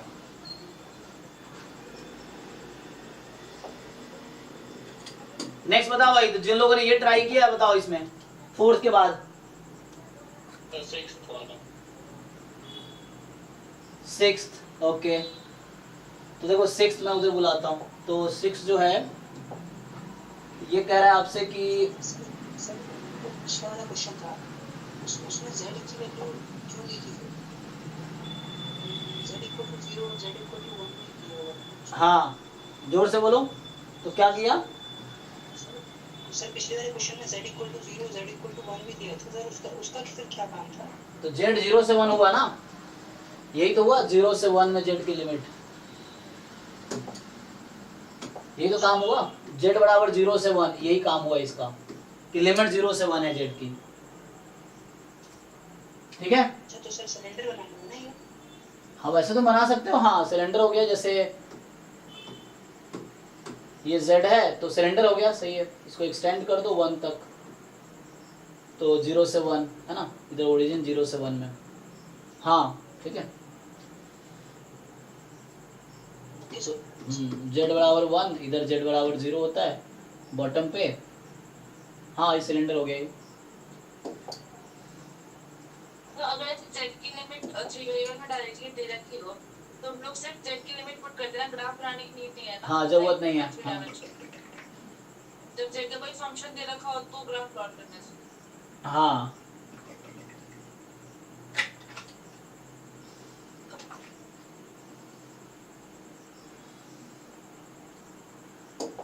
अब ये क्वेश्चन क्या कह रहा है, देखो ये क्वेश्चन कह रहा है कि, मैं पढ़ देता हूँ, find the volume of the solid whose base is the region in the xy plane that is bounded by the parabola y is equal to 2 minus x square, है ना, xy प्लेन में बाउंडेड है ना, तुम्हें निकालना है volume of the region जिसका base जो है पैराबोला है xy प्लेन में, जिसका ये है graph, bounded by region this and y is equal to x, and while the top of the solid is bounded by plane z is equal to x plus 2, z is equal to x plus 2, ठीक है। तो ये कह रहा है कि आपका जो रीजन है y is equal to 2 minus x square, y is equal to x, और z की वैल्यू जो है x plus 2, मतलब ये बॉटम है, और so find the area volume of the region है ना, whose base is the region in xy plane। तो जब भी xy प्लेन लिख रहा है तो यहाँ z की वैल्यू क्या होगी xy प्लेन में? 0 है ना। तो xy प्लेन में जैसे x एक्सिस पे y कोऑर्डिनेट 0 होता है ना, तो वैसे ही 3D में क्या है कि xy प्लेन में z, मान लो तुम्हारा ये फ्लोर xy प्लेन है, तो xy प्लेन तो z की वैल्यू 0 होगी है ना z। तो ये कहने का मतलब ये है, तो यहाँ सिंपली तुम्हें वॉल्यूम निकालना है। देखो हो तो क्या, तो वॉल्यूम में फिर से वही है dz dy dx। अब कह रहा है कि बॉटम जो xy प्लेन है मतलब z बराबर 0 है, टॉप तुम्हारा ये कर्व है तो z बराबर x प्लस 2 है। अब dy dx ये रहा तुम्हारा रीजन dy dx में, इसको थोड़ा सिंप्लीफाई कर लो पहले, तो z के रेस्पेक्ट में इंटीग्रेट कर लो 1 को, तो ये आ गया तुम्हारा x प्लस 2 dy dx। अब ये dy dx में बता रखा है कि xy प्लेन में ये दोनों कर्व है जिससे तुम्हारा रीजन बाउंडेड है। कौन कौन सा कर्व है? y बराबर 2 माइनस एक्स स्क्वायर और y बराबर x। सो इन दोनों कर्व से बाउंडेड है एक्चुअली। हो जाएगा सर, उल्टा पैराबोला स्ट्रेट। हाँ, तो ग्राफ बना के आपको इजीली दिख जाएगा। 2 माइनस एक्स स्क्वायर है ना, तो ये हो जाएगा यहाँ 2 है और y बराबर x है, इस तरह बना लो। अब देख लो इसमें रीजन कौन सा है, ये रीजन है ना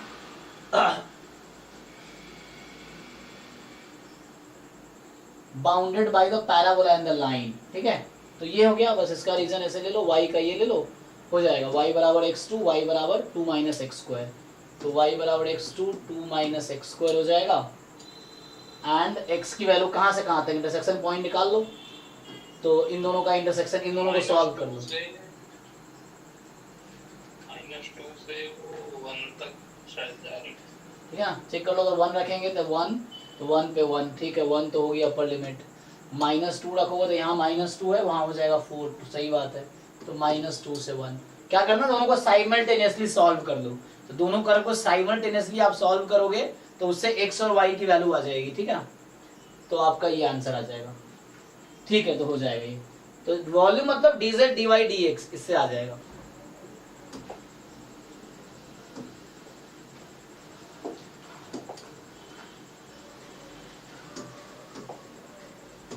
हाँ, नेक्स्ट बताओ अगला।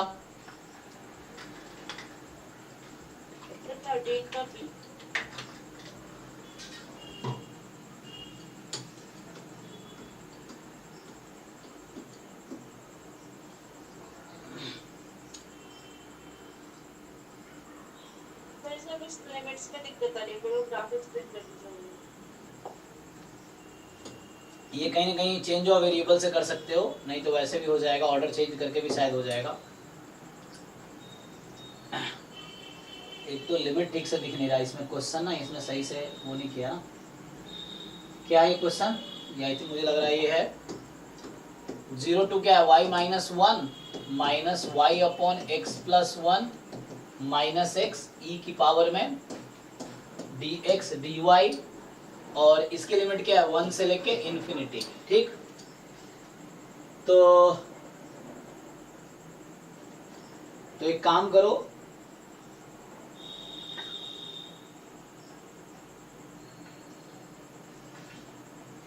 तरीके कई सारे हैं ना। देखो इसको अगर लिखूं मैं,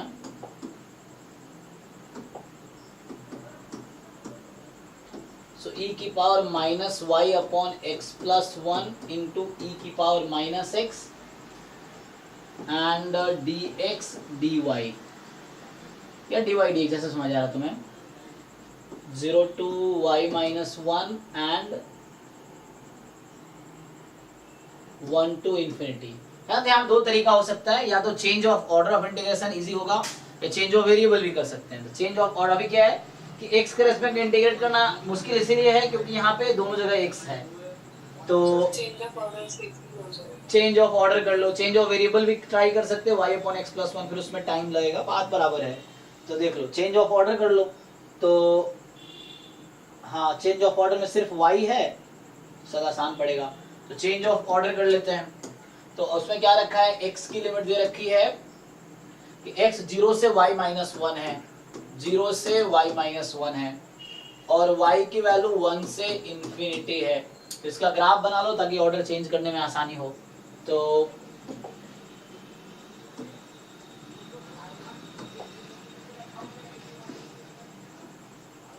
यहाँ पे क्या हो गया कि ठीक है, x की वैल्यू 0 से y माइनस 1, तो x बराबर 0 मतलब ये y एक्सिस ही हो गया, और x is equal to y minus 1 मतलब y बराबर x प्लस 1, तो y बराबर x प्लस 1 का मतलब हो गया तो x0 y1 है ना, और x1 तो y2, तो ये कुछ इस तरह से लाइन आएगी।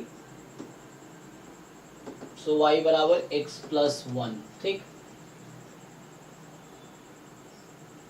ओके, तो अब ये लाइन मिल गई तुम्हें, और x की वैल्यू कितनी है, x की वैल्यू है ना 0 से y माइनस 1 थी,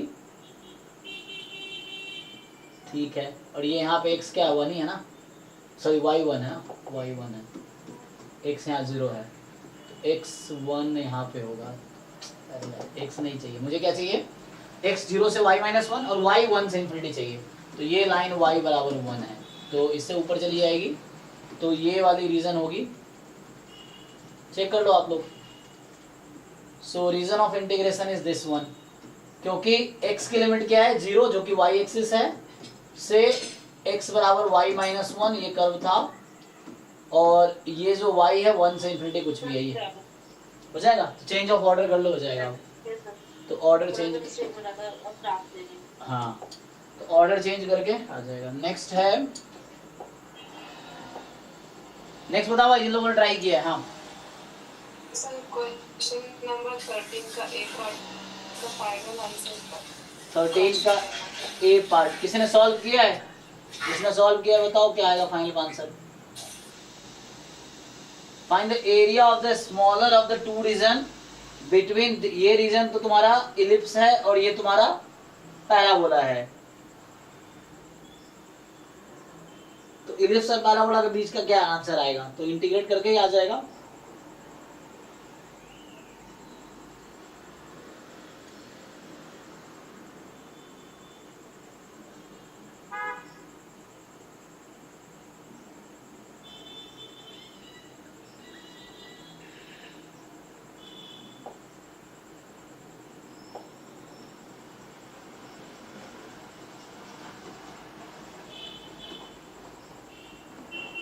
इसने सॉल्व किया है, क्या है आंसर तुम लोग बताओ, जिन्होंने जिसने सॉल्व किया है 13 के ए पार्ट का आंसर क्या आया है,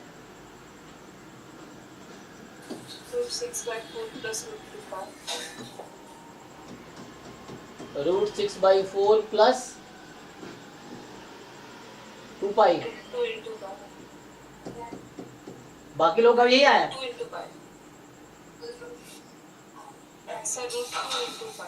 √2 इंटू पाई, और किसी ने सॉल्व किया है कि नहीं,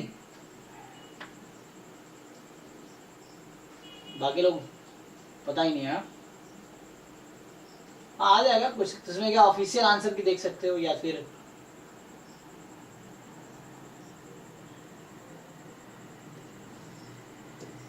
अगर तुम इसका ग्राफ, इसमें क्या मतलब डाउट क्या है आपका,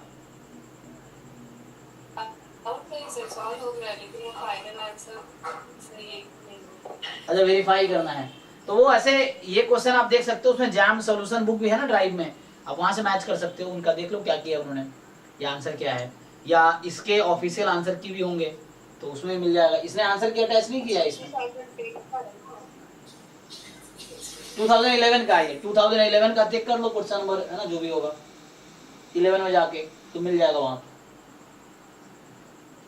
तो आप वहाँ है ना, जो एक फोल्डर का नाम है IIT jam MS year wise paper, तो उसमें जाके वो सॉल्यूशन बुक है, तो year wise jam MS year wise होगा, PYQ jam MS year wise नाम का फोल्डर होगा, तो उसमें सॉल्यूशन बुक है, सॉल्यूशन बुक में आप जाके देखो, इसका आंसर मैच कर लो,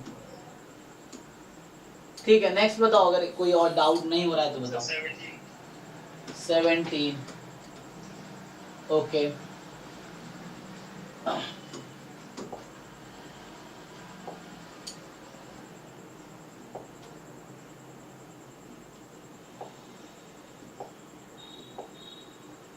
तो 17 है ना, ये क्वेश्चन जो है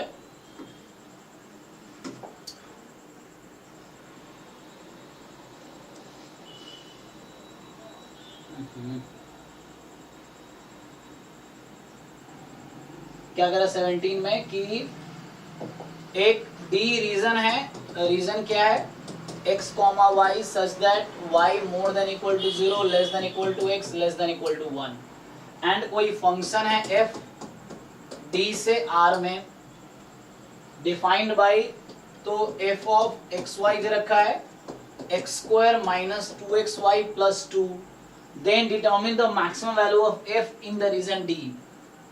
आपको याद है जब वन वेरिएबल कैलकुलस में मान लो एक फंक्शन होता x square minus 2x plus 1 example के लिए, और x बिलोंग्स टू 0 से 3, तो इस तरह के क्वेश्चन को हम कैसे सॉल्व करते हैं, इसका क्या अप्रोच होता है? क्रिटिकल पॉइंट निकालते हैं और लाइक वहां पे भी चेक करते हैं और इसकी बाउंड्रीज पे भी चेक करते हैं, हाँ, वैल्यू निकालते हैं। मतलब आप इसका क्रिटिकल पॉइंट फाइंड करेंगे और बाउंड्री फाइंड करेंगे, बाउंड्री दिख जाए क्या है, तो क्रिटिकल पॉइंट एंड बाउंड्री इनमें से ही किसी एक पॉइंट पे जिस पे लार्जेस्ट वैल्यू आएगी, so you will collect set of point जो या तो क्रिटिकल पॉइंट है या एंड पॉइंट है इंटरवल का, उस पे आप एक एक करके फंक्शन में वैल्यू पुट करते हो एंड यू गेट जो भी लार्जेस्ट वैल्यू देगा that is point of absolute maxima, and जो स्मॉलेस्ट वैल्यू देगा पॉइंट ऑफ एब्सोल्यूट मिनिमा। ये भी सेम क्वेश्चन है, ये जो वन वेरिएबल का फ्रेम है ना, यही फ्रेम टू वेरिएबल का है। यहाँ आपको डी सेट पे बात कर रहा है, ये बोल रहा है इस पे बताओ, यहाँ क्या कर रखा है ध्यान से देखो, यहाँ क्या कर रखा है इन्होंने, एक रीजन दे रखा है आपको, बोल रहा है इसी रीजन पे इसको मैक्सिमाइज करो, maximise this function over this region. तो सेम कॉन्सेप्ट है जो वन वेरिएबल का टू वेरिएबल का, तो वहां एंड पॉइंट देखते हैं। अब ये टू वेरिएबल में है मतलब है, तो इसका बाउंड्रीज देखेंगे हम, तो इसका ग्राफ बना के देखो, जैसे अगर इसका ग्राफ बनाऊं मैं, तो अगर इसका ग्राफ बनाओगे तो y is equal to x ये है, और y बराबर 0 मतलब x एक्सिस, y बराबर x ये लाइन हो गया, x इज इक्वल टू 1 है ना, तो y की वैल्यू 0 से x होगी, सो y की वैल्यू है 0 to x and x less than 1, तो मान लो ये 1 है x यहाँ पे, तो ये line x is equal to 1, तो ये आपका रीजन है। d जो दे रखा है this is the domain d, सो ये फंक्शन का डोमेन है, ये जो टू वेरिएबल फंक्शन है उसका ये डोमेन आपको दिख रहा है, ये बाउंडेड है, जैसे वो इंटरवल बाउंडेड होता है वन वेरिएबल में, वैसे ही 2D में ये बाउंडेड रीजन है, तो ये आपका डोमेन है इस फंक्शन का, बाउंडेड डोमेन है। तो जब भी बाउंडेड रीजन आएगा तो क्या करेंगे, सेम कॉन्सेप्ट कि you find the critical regions मतलब critical values and end point, ये बाउंड्री, तो बाउंड्री पे भी आपको चेक करना पड़ेगा, so you have to check on the boundary also. सो आपको जैसे ये बाउंड्री है y बराबर 0, एक बाउंड्री है y is equal to x, एक बाउंड्री है x इज इक्वल टू 1, तो आप पहले क्रिटिकल पॉइंट निकालो फिर बाउंड्रीज के अराउंड भी देखेंगे हम। चलो तो पहले क्रिटिकल पॉइंट निकालते हैं, सो fx पहले निकाल लो partial derivative with respect to x, तो ये आ जाएगा 2x माइनस 2y है ना, इक्वल टू 0, तो ये x इक्वल टू y ही आ गया। अच्छा fy y का डिफरेंशिएट करो माइनस 2x इक्वल टू 0, तो यहाँ से x 0 आ गया, तो इन दोनों का जो साइमल्टेनियस सॉल्यूशन आएगा x बराबर 0 y बराबर 0, मतलब origin is critical point of this function. ये तो ठीक है, वो यहाँ भी है, कोई प्रॉब्लम नहीं है। तो अभी आपको क्या मिला एक्चुअली, सो आपने फाइंड किया इस फंक्शन का क्रिटिकल पॉइंट, आपने फाइंड किया इस फंक्शन का क्रिटिकल पॉइंट, वो क्या है, ओरिजिन है 0 0, तो 0 0 तो ठीक है। अब आपको बाउंड्री का अकॉर्डिंग भी सोचना है, तो जैसे तो 0 0 इज अ क्रिटिकल पॉइंट, तो फंक्शन की वैल्यू 0 0 पे कितनी है बताइए, इस फंक्शन की वैल्यू 0 0 पे कितनी आएगी, 2, तो जैसे ये 2 आ गया। अभी आपने सिर्फ क्रिटिकल पॉइंट निकाला, लेकिन आपका डोमेन जो बोला इस फंक्शन का जो डोमेन है वो बाउंडेड डोमेन है, तो मुझे इसके बाउंड्री पे भी सोचना होगा। तो अब देखो ध्यान से, 3 बाउंड्री है, तो इन बाउंड्रीज पे सोचते हैं। तो पहला boundary y is equal to 0, तो y इज इक्वल टू 0 रख देते हैं उस फंक्शन में, सो f ऑफ एक्स वाई में y को 0 रख दो, तो क्या बचा, x square minus x square plus 2 बचा ना। तो फिर से अब ये सिंगल वेरिएबल फंक्शन हो गया ना, अभी fx बोल दो चाहो तो, f डैश x निकालोगे 2x इक्वल टू 0, x बराबर 0, तो x बराबर 0 पे इसकी वैल्यू कितनी आ गई, f0 इज 2, कुछ नया नहीं मिला, वही मिला जो पहले से था। दूसरा बाउंड्री क्या है, x इज इक्वल टू 1, अब x को 1 रख दो, तो एक boundary x is equal to 1, ये जो बाउंड्री है ना ये x इज इक्वल टू 1 ये वाला ना, x को 1 रख दो, तो ये फंक्शन क्या बनेगी, अब fy बन जाएगी। x को 1 रखो, तो x को 1 रखोगे तो 1 + 2 3, 3 - 2y, फिर ऐसे ही f डैश y निकालो तो कितना आएगा, ये तो -2, मतलब ये 0 होगा ही नहीं, तो कोई क्रिटिकल पॉइंट नहीं है, लेकिन इसकी मैक्सिमम वैल्यू निकाल सकते हो ना। तो चेक करो एक मिनट, अभी यहाँ पे y कहाँ से कहाँ तक, जब x की वैल्यू 1 है तो y कहाँ से कहाँ तक बिलोंग कर रही है। जैसे एक मिनट यहाँ पे ध्यान दो, हमारे पास एक मिनट, जब y को मैंने 0 पुट किया था तो ये x कहाँ से कहाँ तक जा रही थी, 0 to 1, तो मुझे ये भी ध्यान रखना पड़ेगा कि x 0 से 1 था। तो अच्छा यहाँ ध्यान देना पड़ेगा, देखो ये जो फंक्शन मैंने बनाए थे ना, तो यहाँ x की वैल्यू 0 से 1 में थी एक्चुअली, तो मैंने बस क्रिटिकल पॉइंट निकाला, वो 0 आया था, लेकिन एंड पॉइंट यहाँ भी है। सी हो क्या रहा है, पहले 2 वेरिएबल है, जैसे y को 0 रखा मैंने, एक बाउंड्री के साथ, बाउंड्री के अकॉर्डिंग, हर बाउंड्री के अकॉर्डिंग फंक्शन की वैल्यूज फाइंड कर रहा हूं मैं। तो यहाँ बाउंड्री y = 0 है, तो x की वैल्यू इस रीजन में क्या है, 0 to 1, तो x 0 से 1 में था, तो हमने f' 0 निकाला, x की वैल्यू 0 आई, तो ये तो तुम्हारा क्रिटिकल पॉइंट है, लेकिन यहाँ बाउंड्री 1 भी था, वो मैंने ध्यान नहीं दिया ना। यहाँ पे देखो x 0 से 1 में, y = 0 बाउंड्री के अराउंड, तो x = 1, तो f0 कितना होगा, f0 यहाँ से 2 आया था, f1 कितना आया, 3, ध्यान दो, so f0 is 2, f1 is 3, तो कहने का मतलब यहाँ पे x की वैल्यू 0 आई थी क्रिटिकल पॉइंट, y ऑलरेडी 0 है ना, तो x 0 0 तो है ही, लेकिन एंड पॉइंट 1 भी तो है, तो वो 0 1 भी काउंट होगा, मतलब 0 1 मतलब 1 0 ना, 1 0, क्योंकि ये एंड पॉइंट, ये भी तो एंड पॉइंट है ना, तो इस पे काउंट होगा। मतलब ये समझ लो कि तुम्हें करना क्या होता है, जब कोई बाउंड्री, बाउंडेड डोमेन दिया हो, चाहे 1 वेरिएबल में, वैसा क्वेश्चन जो लिखा था, या 2 वेरिएबल में, तो तुम इसके कॉर्नर पॉइंट पे वैल्यू फाइंड करोगे, और जो बाउंडेड कर्व्स हैं उस कर्व पे भी। तो मैंने क्या किया, अभी y = 0 रखा, जब y 0 था तो उस केस में x की वैल्यू 0 से 1 ही हो सकती है, तो x 0 से 1 थी उस केस में, मैं डोमेन निकाल रहा हूँ इस पर्टिकुलर बाउंड्री पे, तो x 0 से 1 था, fx मेरा क्या बना था, यहाँ y को 0 रख दिया मैंने, तो y को जब 0 रखा तो fx x² + 2, x² + 2 में क्रिटिकल पॉइंट 0 है और एंड पॉइंट 0 1 दोनों है, तो 0 और 1 है, इन दोनों में फाइनल फंक्शन वैल्यू फाइंड, 0 3 आई, मतलब 0 1 पे 0 पे 2 आई फंक्शन की वैल्यू, x = 1 पे फंक्शन की वैल्यू 3 आई, तो फंक्शन की वैल्यू 2 और 3 मिली। अब देखो, और अभी मैं कह रहा हूँ नेक्स्ट में क्या फाइंड कर रहा था, सो नेक्स्ट मैं फाइंड कर रहा हूँ वहां पे, जब नेक्स्ट बाउंड्री क्या है, x is 1, तो मैं ये बोल रहा हूँ जब x को तुम 1 यहाँ पुट कर रहे हो ना, तो x = 1 के अराउंड y क्या है, तो यहाँ y भी तो 1 है ना, तो यहाँ y बिलोंग कर रहा है 0 to 1 में। इस केस में जब x को 1 फिक्स किया तो y की वैल्यू 0 से 1 में है, यही बाउंड्री है एक्चुअली। तो फंक्शन y 3 - 2y है, तो यहाँ क्रिटिकल पॉइंट इसके पास है ही नहीं, क्योंकि तुमने f' निकाला, वो -2 आया, 0 हो नहीं सकता, तो मतलब क्योंकि ये फंक्शन स्ट्रिक्टली डिक्रीजिंग है ना, ये फंक्शन स्ट्रिक्टली डिक्रीजिंग है, तो इसके पास कोई क्रिटिकल पॉइंट नहीं है, लेकिन ये किस पॉइंट पे मैक्सिमम या मिनिमम देगी, तो दोनों एंड पॉइंट पे वैल्यू निकाल लो। तो fy है ना, तो f0 यहाँ निकालूंगा तो 3 आएगी, f1 निकालूंगा यहाँ पे, या तो मुझे ऐसे लिखना चाहिए था 1 0 1 1 इस तरह से, तो 1 1 निकालूंगा कितना आएगा, 3 - 2 1 आ जाएगी। ओके, ये नया नाम दूं मैं फंक्शन का, g1 g2 ऐसा रख सकता हूँ नाम, लेकिन मैं कॉमन नाम से चल रहा हूँ। देखो, तो यहाँ पे मुझे 3 1, यहाँ मिला था 2 3, अभी मैंने इस बाउंड्री के हिसाब से फाइंड किया, इस बाउंड्री, एक और बचा हुआ है y = x, अब इस बाउंड्री के हिसाब से सोचो, so think according to y = x, तो इसमें y = x रखो, तो fx मैं ही लिख देता हूँ, y की जगह भी x रख देता हूँ, तो x² - 2x² + 2, तो ये आ जाएगा -x² + 2, तो f' निकाल लो यहाँ से फिर से, -2x = 0, x की वैल्यू 0 आ जाएगी, ठीक।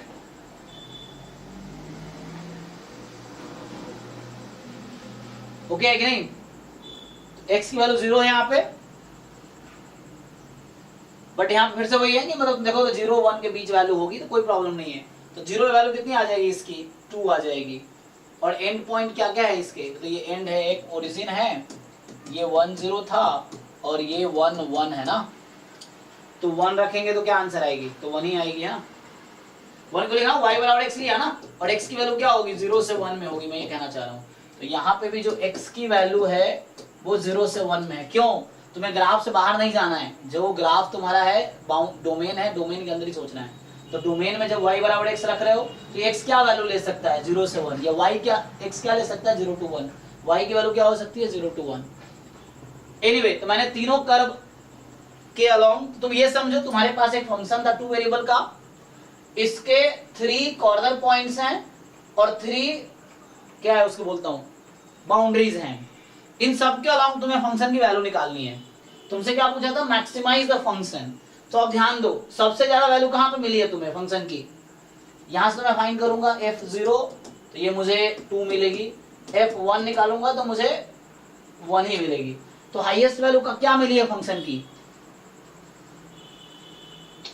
2,3 ये 3 मिली थी मुझे। नहीं, फंक्शन की हाईएस्ट वैल्यू क्या है? तो maximum value of fxy is 3। कब? अब यहाँ ध्यान दो, मैंने fx का फंक्शन लिखा था ना ये, तो x यहाँ 1 है और इस केस में y क्या था? जब x 1 है तो y क्या, मतलब x 1 रखा था ना मैंने, f1 है। ये किस केस में था? जब y 0 था। तो जब y 0 था तो मतलब 10 पॉइंट पे इसकी मैक्सिमम वैल्यू, 10 क्या है? इसका ये बाउंड्री है, मतलब एक कॉर्नर पॉइंट है। तो ये फंक्शन की मैक्सिमम वैल्यू 3 है और किस पॉइंट पे मैक्सिमम मिल रही है? 1,0 पे। तो इसमें बहुत वो हो गया ना, इस तरह कुछ क्वेश्चंस और करने होंगे तुम्हें।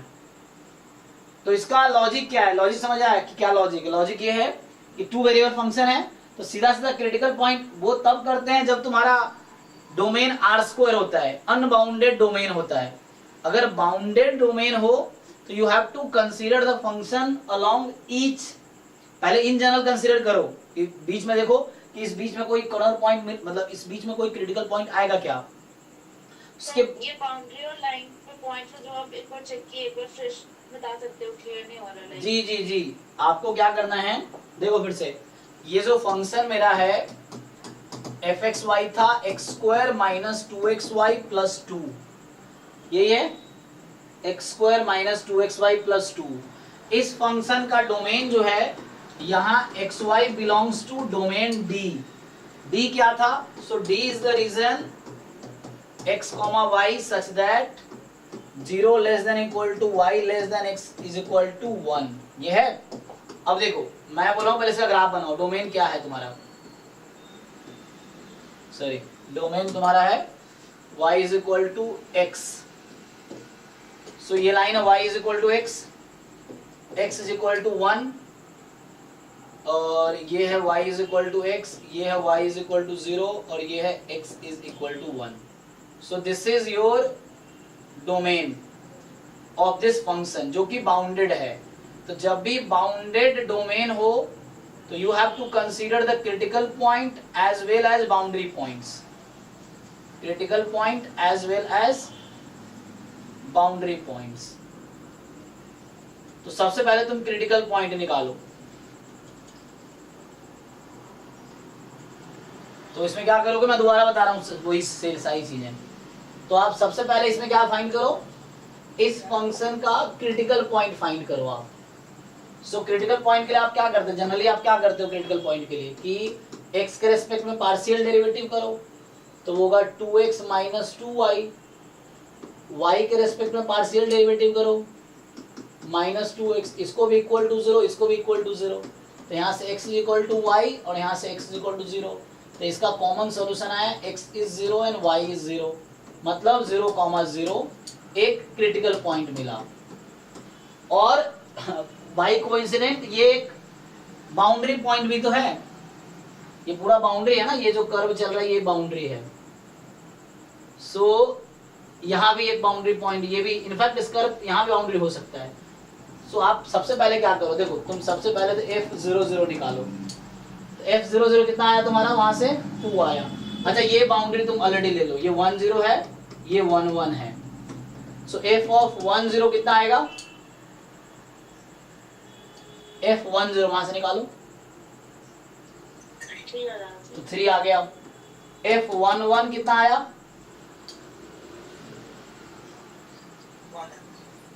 1 आ गया। तो अभी मैंने क्या कंसिडर किया है, जस्ट कॉर्नर पॉइंट्स पे फाइंड किया मैंने, मुझे बाउंड्री पे ही फाइंड करनी है। क्रिटिकल पॉइंट इनसाइड एक भी नहीं है। इनसाइड समझ आ रहा है कि इस बीच में कोई भी क्रिटिकल पॉइंट है ही नहीं। हो सकता था मिले, जैसे for example half comma half मिल जाता इस तरह से कुछ, या वैसा कुछ मिल जाता 1/4 1/12 इस तरह से पॉइंट, पर ऐसा कोई क्रिटिकल पॉइंट मिला ही नहीं। तो इसका मतलब ये फंक्शन जो मैक्सिमम या मिनिमम जो होगी ना, अगर कोई फंक्शन जो क्लोज इंटरवल पे डिफाइंड है, single variable function, one variable function जो किसी क्लोज इंटरवल पे डिफाइंड है, तो वो फंक्शन जो होगी एक्चुअली, अगर उसके पास कोई भी क्रिटिकल पॉइंट नहीं है सिंगल वेरिएबल फंक्शन का, तो वो अपने इंटरवल के एंड पॉइंट पे ही, जो एंड पॉइंट है उसी पे मैक्सिमम या मिनिमम होगी। सेम चीज यहाँ पे है कि इसके पास ऐसा कोई क्रिटिकल पॉइंट है नहीं जो इनसाइड द रीजन हो। इसका मतलब है कि this function will attain maximum और minimum value on the boundaries only. What are the boundaries? So इसका बाउंड्रीज पॉइंट पे होने के लिए स्ट्रिक्टली इंक्रीजिंग या स्ट्रिक्टली डिक्रीजिंग होना चाहिए ना। हाँ वही तो बोला हूँ, क्रिटिकल पॉइंट नहीं होने का क्या मतलब है, वही तो मतलब है। किसी फंक्शन में क्रिटिकल पॉइंट कब नहीं होगा, जब वो स्ट्रिक्टली इंक्रीजिंग या स्ट्रिक्टली डिक्रीजिंग होगा। हाँ वही चीज है कि f' 0 नहीं हो रहा है, इसका क्या मतलब, या तो पॉजिटिव है या नेगेटिव है, यही मतलब है ना। f' 0 नहीं हो रहा है, क्रिटिकल पॉइंट क्यों नहीं है, क्योंकि f' 0 होगा ही नहीं कभी किसी पॉइंट पे। इसका मतलब या तो पॉजिटिव है या नेगेटिव है, या इंक्रीजिंग है डिक्रीजिंग। तो अब मुझे इस बाउंड्री के हिसाब से सोचना है, इस बाउंड्री या फंक्शन की वैल्यू क्या है, इस बाउंड्री या फंक्शन की वैल्यू क्या है, इस बाउंड्री या फंक्शन की वैल्यू क्या है। तो पहले अभी तो मैंने स्टार्ट किया कि चलो पहले कॉर्नर पॉइंट पे अलग से फाइंड कर दिया कि ये चलो ये 3 कॉर्नर पॉइंट है, इन पे मैंने वैल्यू निकाल ली 2 3 1। इनसाइड कोई पॉइंट नहीं है जहां पे मैक्सिमम मिनिमम मिल सकता है। इस रीजन के इनसाइड कोई पॉइंट नहीं है जहां मैक्सिमम मिनिमम मिल सकता है। तो चलो मैं तुम्हें ये कह रहा था कि now let's consider this boundary of the critical region of the domain, not critical region, this boundary of the domain। तो मैं y is equal to x रखता हूं। तो जब y is equal to x curve है, जिसमें x की value कहां से कहां तक जा रही है और y की वैल्यू कहां से कहां तक जा रही है। 0 से 1 yes। हाँ, तो ये बोल रहा हूँ कि y is equal to x, लेकिन जो x होगा वो 0 से 1 में होगा। तो ठीक है, तुम्हारा अब जो फंक्शन है ना, मैं इसको रीनेम कर देता हूँ, कुछ नया नाम g1x बोल देता हूँ, क्योंकि मैं y की जगह इसमें x रखूंगा। y बराबर x क्यों रख रहा हूं, क्योंकि मैं फंक्शन इस बाउंड्री के हिसाब से एट दिस बाउंड्री फाइंड कर रहा हूं फंक्शन की वैल्यू। तो फंक्शन रिड्यूस हो रही है, क्या हो रही है, x² - 2x² + 2, तो ये हो गया -x² + 2। तो ये x में फंक्शन आ गया, ये g1x फंक्शन है, जहां x की वैल्यू कितनी है, क्योंकि x तो इसमें 0, अब x को 0 से इन्फिनिटी तो ले नहीं सकता मैं, तो बाहर का पॉइंट भी आ जाएगा। तो मुझे इस रीजन में x को मुझे इसी डोमेन में रेस्ट्रिक्ट रखना है। तो यहाँ पे मेरे पास x की वैल्यू 0 से 1 में है। अब यहाँ तुम अगर g1' निकालोगे, वो -2x आएगा, 0 पुट करोगे तो x की वैल्यू 0 आ गई। तो इस फंक्शन की क्रिटिकल पॉइंट x बराबर 0 है, लेकिन इसका बाउंड्री पॉइंट क्या क्या था 0,1। तो मैं x को 1 भी कंसीडर करूंगा फॉर द मैक्सिमम मिनिमम। ये वन वेरिएबल का कॉन्सेप्ट अभी यूज कर रहा हूं मैं, क्योंकि वन वेरिएबल का फंक्शन हो गया ना ये। तो अब तो वन वेरिएबल फंक्शन में मैक्सिमम मिनिमम कहां मिलेगी, either on the critical point और on the end point of the interval. तो 0 1 पे या 0 पे। अब क्या होगी, x0 x1, अब चेक कर लो। तो g1 0 क्या है, 2 है, g1 at 1 क्या है, तो ये 1 आएगी। तो g1 0 एक्चुअली था क्या, अगर मैं इसको f के टर्म में लिखूं ये पॉइंट, तो ये कौन सा पॉइंट है, तो यहाँ x मेरा 0 है, लेकिन y क्या है मेरा, यहाँ मैं किसके हिसाब से चला हूं, y is equal to x। तो somehow ये 0 0 और ये 1 1 ही है, कुछ नया नहीं है। तो ये g1 0 वो f0 0 ही है एक्चुअली, और जो g1 1 है वो somehow f1 1 ही है, क्योंकि हमने fx को 1 रखा ना, तो यहाँ y बराबर x के अलॉन्ग चल रहे थे, तो xy बराबर है। तो ये मिला, कुछ नया नहीं मिला, जो पहले से मिला हुआ है वही मिला। तो ये अभी हमने इसके हिसाब से बात की। Again you think along this boundary कि क्या है ये समझ में आ गया, x = 1। तो वैसे ही x = 1 के हिसाब से x को 1 रख दो, तो उस केस में y की वैल्यू 0 से 1 में रहेगी, तो वैसे y आएगी 0 से 1 में। फिर एक बार y को 0 रख दो इसमें, तो फिर x की वैल्यू 0 से 1 आएगी, उस केस में, फिर उसके हिसाब से सोचो। तो एटलीस्ट यही मैक्सिमा है, this is the point of maxima.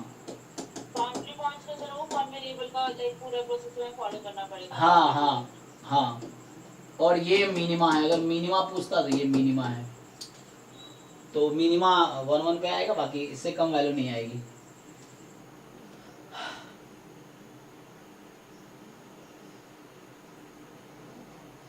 ठीक है, चलो नेक्स्ट बताओ।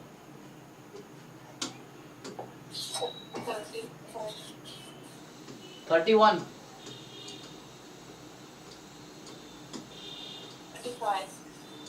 5 ये वाला, ओके।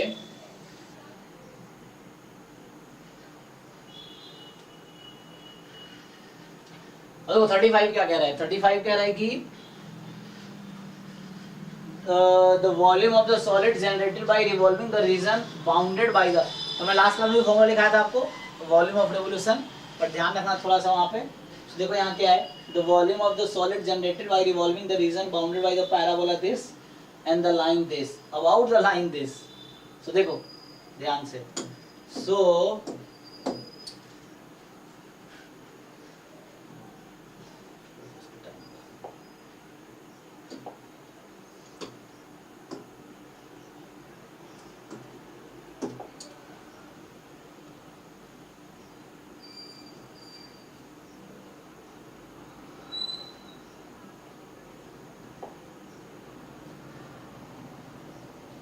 एक तो है x बराबर 2y स्क्वायर प्लस 4 और एक है x बराबर 6, दिस एंड दिस। इन दोनों कर्व से जो बाउंडेड रीजन है उसको हम रिवॉल्व करा रहे हैं, मतलब रोटेट करा रहे हैं अबाउट द लाइन x बराबर 6। तो पहले तो इसका ग्राफ बना लें, फिर रिवॉल्व कराते हैं। सो x बराबर 2y स्क्वायर प्लस 4 है, तो जब भी ये पावर 1 पावर 2 इस तरह से पैराबोला है, तो अगर x बराबर जस्ट y स्क्वायर होता तो हमारा इस तरह से ग्राफ बनता, x बराबर जस्ट y स्क्वायर, या 2y स्क्वायर भी होता तो इस तरह से बनता। लेकिन प्लस 4 भी कह रहा है, तो प्लस 4 कह रहा है, इसका मतलब है कि ये 4 से स्टार्ट होगा, है ना जी। y को तुम 0 रखो तो x की वैल्यू 4 हो जाएगी। तो ये मतलब x can not take value less than 4। तो यहां से ग्राफ ये कुछ इस तरह से बनेगा। So this is the graph of the curve x is equal to 2y square plus 4।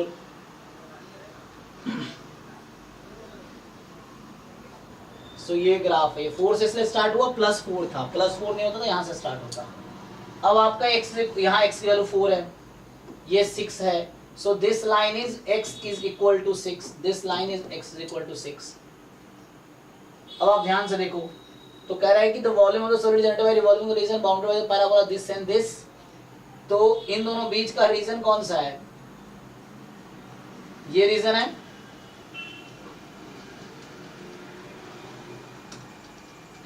So this is the region which you are revolving around this point. ये लाइन फिक्स है, x बराबर 6 का लाइन फिक्स है, उसके about इसको rotate कर रहे हैं, इस कर्व को आप रोटेट कर रहे हैं। अब सो इसको फिक्स, ये लाइन फिक्स है, ये वाला लाइन फिक्स है।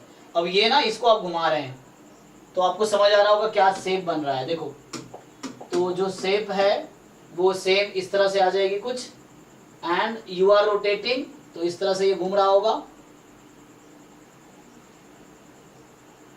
तो इस तरह से ये समझ आ रहा है क्या हो रहा है, रोटेट हो रहा है।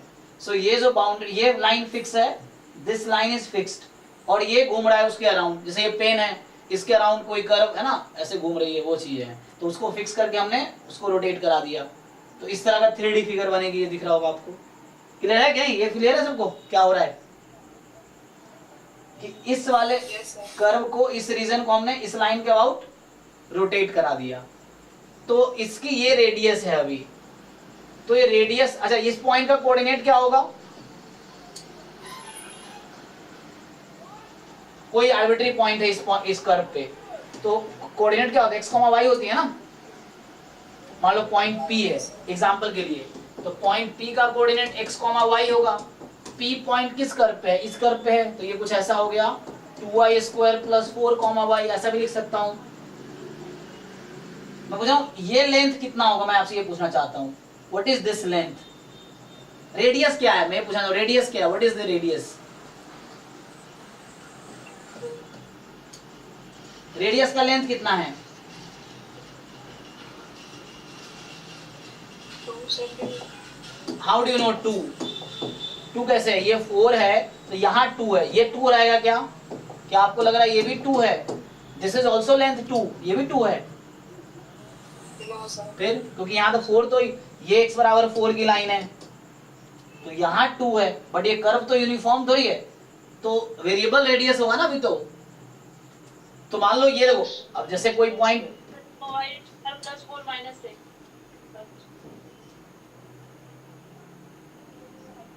2y² प्लस 4 माइनस,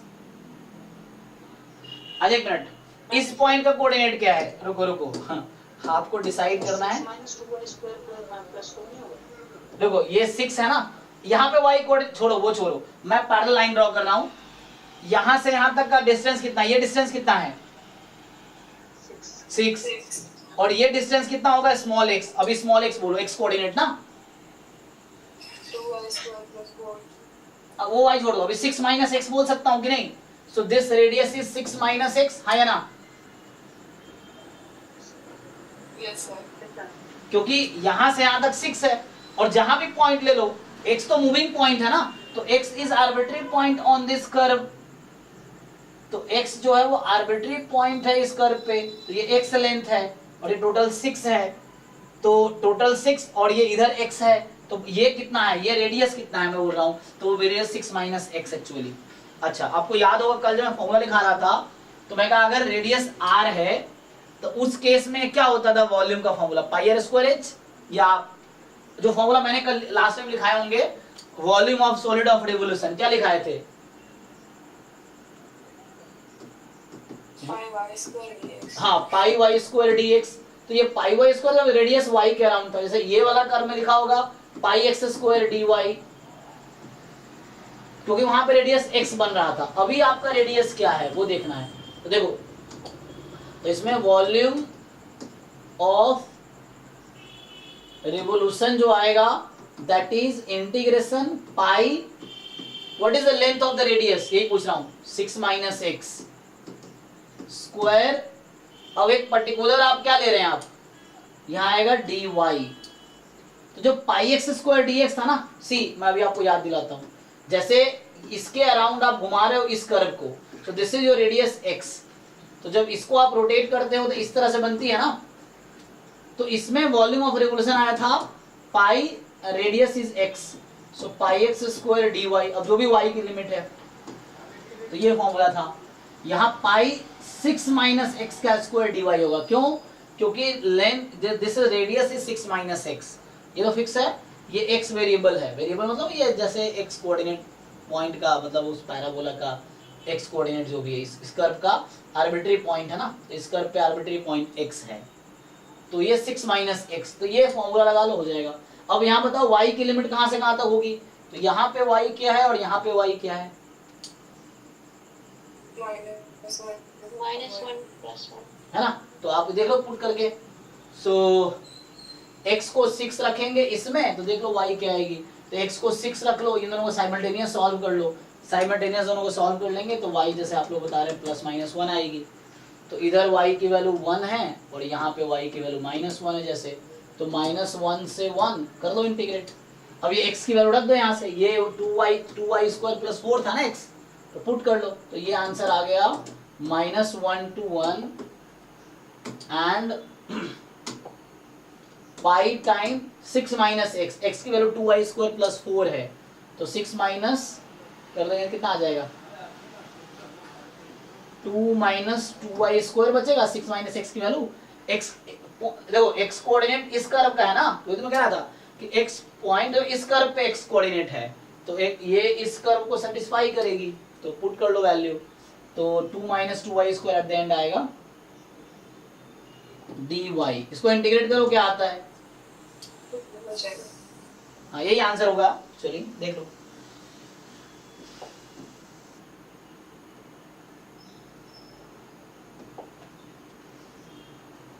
तो pi r square d y, जैसे यहाँ पे ना ये घुमाया हमने, जब इसके अराउंड एक्स वाई एक्सिस से पैरेलल कर्व है ना, तो यहाँ डी वाई है, pi x square d y type का, लेकिन एक्स ध्यान में रेडियस क्या है, pi r square into length है, लेंथ पे इंटीग्रेट कर रहे हैं।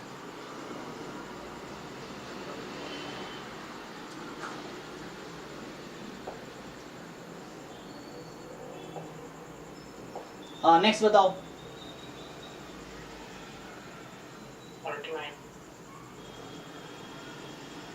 39। हाँ ये तो लास्ट टाइम बताया था मैंने पिछले क्लास में भी, देखो मतलब लिख के नहीं बताए थे, ऐसे ही लास्ट में बता रहा था।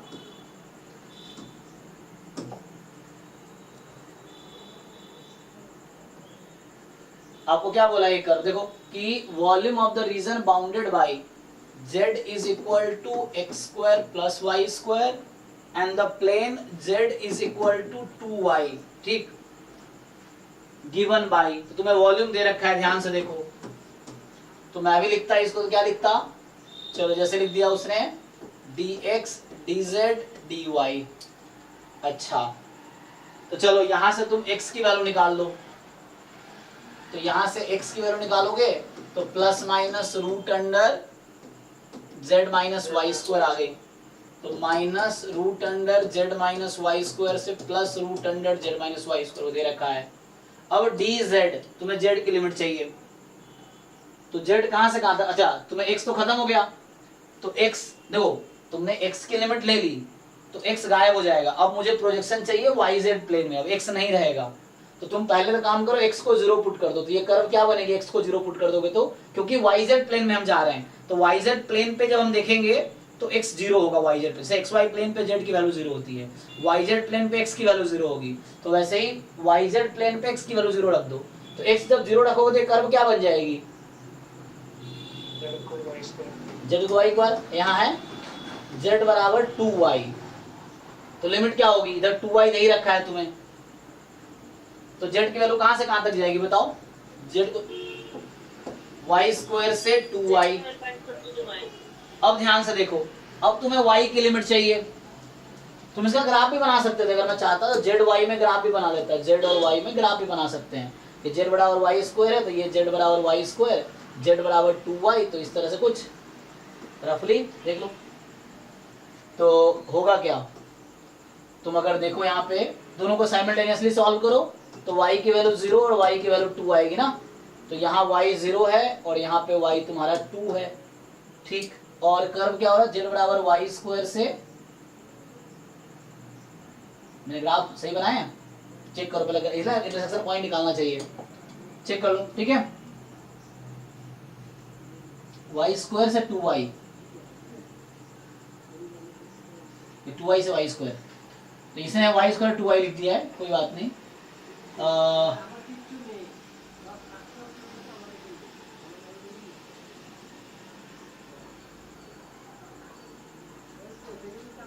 कर्व कौन सा ऊपर होगा, ये मैंने गलत ग्राफ बनाया ना, ध्यान से देखो ग्राफ कैसा बनेगा, ग्राफ ठीक बनाया मैंने, देखो ग्राफ z बराबर y स्क्वायर है, तो ये z के अबाउट होता है ना ग्राफ, ये मैंने उल्टा ग्राफ बना दिया है, मतलब इस साइड वो होगा, इस साइड y एक्सिस होगा, फिर से देखो तुम लोग ध्यान नहीं दे रहे, देखो z बराबर y स्क्वायर है ना, तो मैं इधर क्या ले रहा हूँ, z किधर दूं, चलो इधर z लेता हूँ, ये y है, तो z बराबर y स्क्वायर है, तो z के अबाउट बनेगा ना, पिछले बार क्या लिया था मैंने, अब सही बनेगा ना, ये अब बनेगा ग्राफ ऐसा, अभी ठीक है ग्राफ, अरे x बराबर y स्क्वायर का ग्राफ कैसे बनाते हो तुम लोग, ठीक है ना, देखो एक बारी, x बराबर y स्क्वायर का ग्राफ ऐसे बनाते हो ना, और ऐसे तुम्हें इतना करने की जरूरत है नहीं, तो आंसर दिख गया, तुम साइमल्टेनियसली सॉल्व कर लो, y की वैल्यू क्या आ रही है 0 से 2, मैं तुम्हें ऐसे समझा रहा हूँ, ये 0 से 2 हो गया, तो वैसे ये बन चुका है क्वेश्चन, बट मैं उसका ग्राफ बना रहा हूँ अलग से, क्वेश्चन में कोई दिक्कत नहीं है, हाँ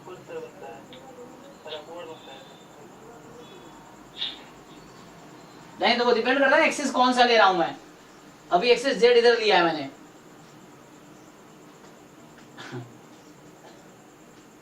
चेक करो, y स्क्वायर बराबर x, हाँ तो z तो हमेशा पॉजिटिव आएगा, ठीक है ना, देखो आंसर हो चुका है, तुम इसको कंपेयर कर लो। तुम्हारा बीटा वाई की जगह यहाँ पे वाई स्क्वायर है, अल्फा की जगह तुम्हारा 2 है, तो ये कोई दिक्कत नहीं है। ये तो क्वेश्चन हो ही गया कि अल्फा की जगह 2 है, बीटा वाई की जगह 2 स्क्वायर है। कौन सा, सी वाला?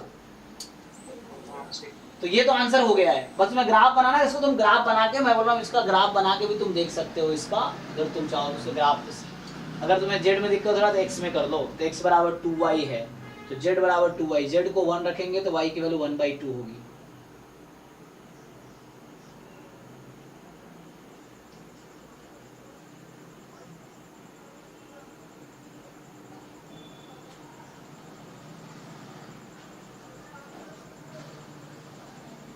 सर वैसा रीजन क्यों लिया है?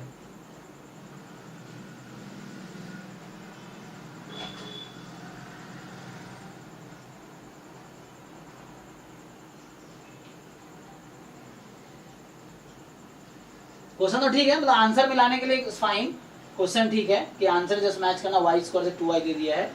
बट अगर तुम ऐसे ग्राफ बना के देखो तो इसका ग्राफ बनाओ, जैसे मैं बोल रहा हूँ डिस्कशन पॉइंट निकालो ना, तो y जब 0 है तो z कितना है, 0 है, y जब 2 है तो z कितना है, 4 है ना। तो यहाँ 4 होगा z और यहाँ 2 होगा ना, तो y बराबर 2 है। तो लाइन तो ऐसे ही पास करेगा, देख लो ये तो लाइन ठीक है ना।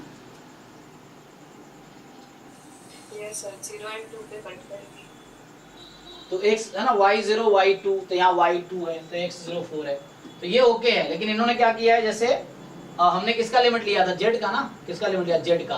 तो z की लिमिट क्या है देख लो, तो z की लिमिट जो है यहाँ पे z की वैल्यू कितनी है, z is equal to y square, और यहाँ पे z की लिमिट कितनी है, 2y, ठीक है ना। अब सही है, देख लो। हाँ तो अब ओके है। तो ये आपका yz प्लेन में ये रीजन है, एक बार चेक कर लो, तुम ग्राफ बनाओ ठीक से दिख जाएगा।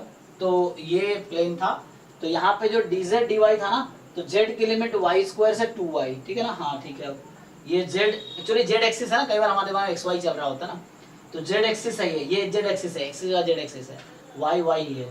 तो z की लिमिट इधर z बराबर y स्क्वायर कर्व है, z बराबर 2y है, तो जो y स्क्वायर 2y। अब y की लिमिट क्या है, तो y की लिमिट है इस रीजन में 0 से 2, इधर y 2 है, यहाँ 0 है, तो 0 से 2। ओके देख लो, अब कंपेयर कर लो, ठीक है। अभी किसी को डाउट हो तो बताओ, ठीक है ना, वॉल्यूम से।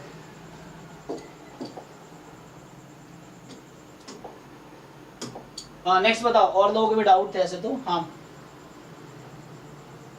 48।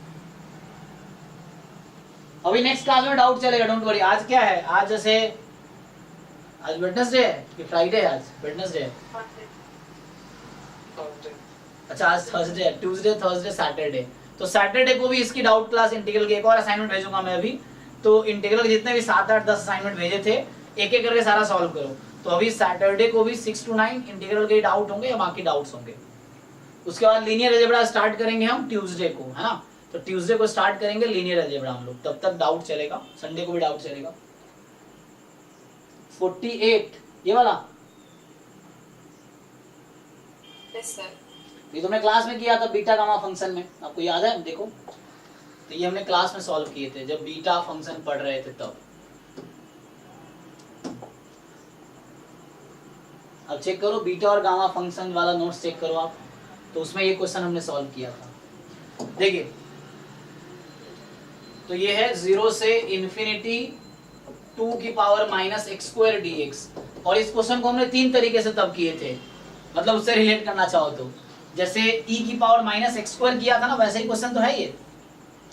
e की पावर माइनस एक्स स्क्वायर का क्या होता है, √π/2, तो उससे ही रिलेटेड है ये। तो वहाँ स्टैंडर्ड नॉर्मल के पीडीएफ से कर सकते हैं हम लोग। i इंटू आई स्क्वायर करके बताया होगा दूसरा मेथड। तीसरा method beta function gamma function use करके। तो देखो इसको मैं सॉल्व करता हूँ एक तरीके से अभी। तो 0 से इन्फिनिटी e की पावर में क्या लिख सकता हूँ इसको, e की पावर log 2 की पावर माइनस एक्स स्क्वायर, ऐसा लिख सकते हैं हम लोग, जानते हैं e की पावर log x इटसेल्फ। 0 से इन्फिनिटी ये आ गया e की पावर कितना, minus x square log 2 dx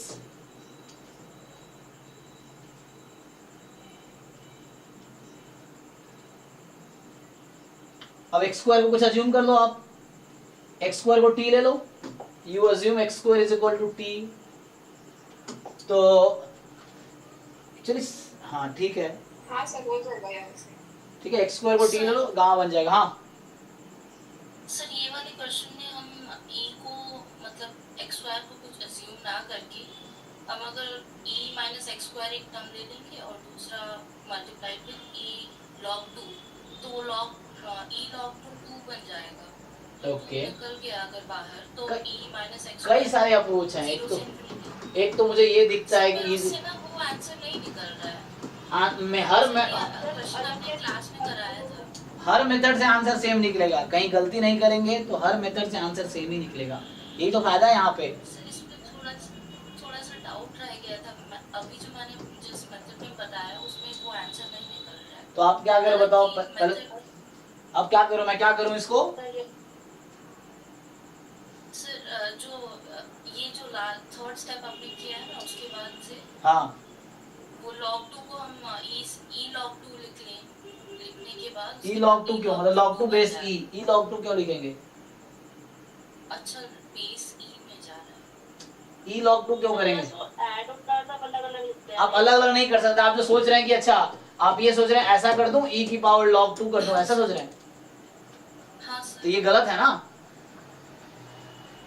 इसका पावर ऐड हो जाएगा, तो ये तो इसका मतलब ये है कि दोनों का पावर सम है, ऊपर सम तो नहीं है। आपको समझ आया?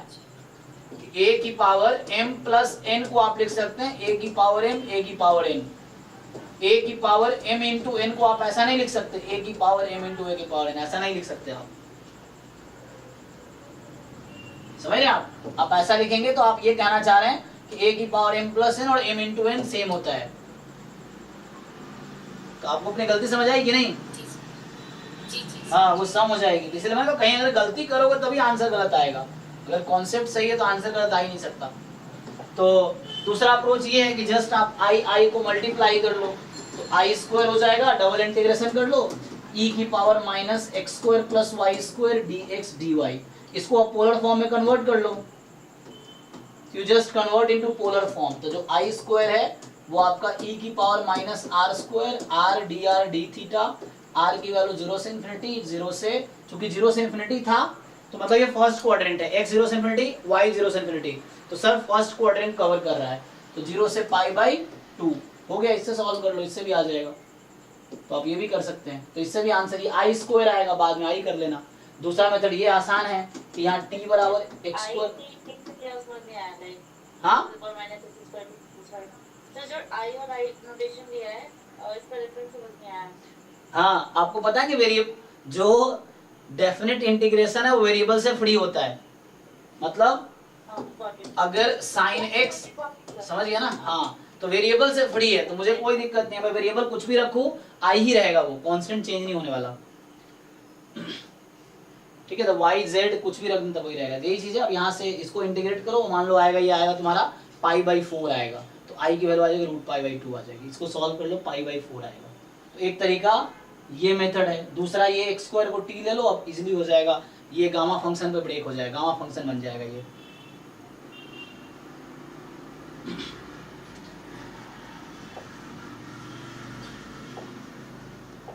हाँ बताओ आगे, हो गया खत्म?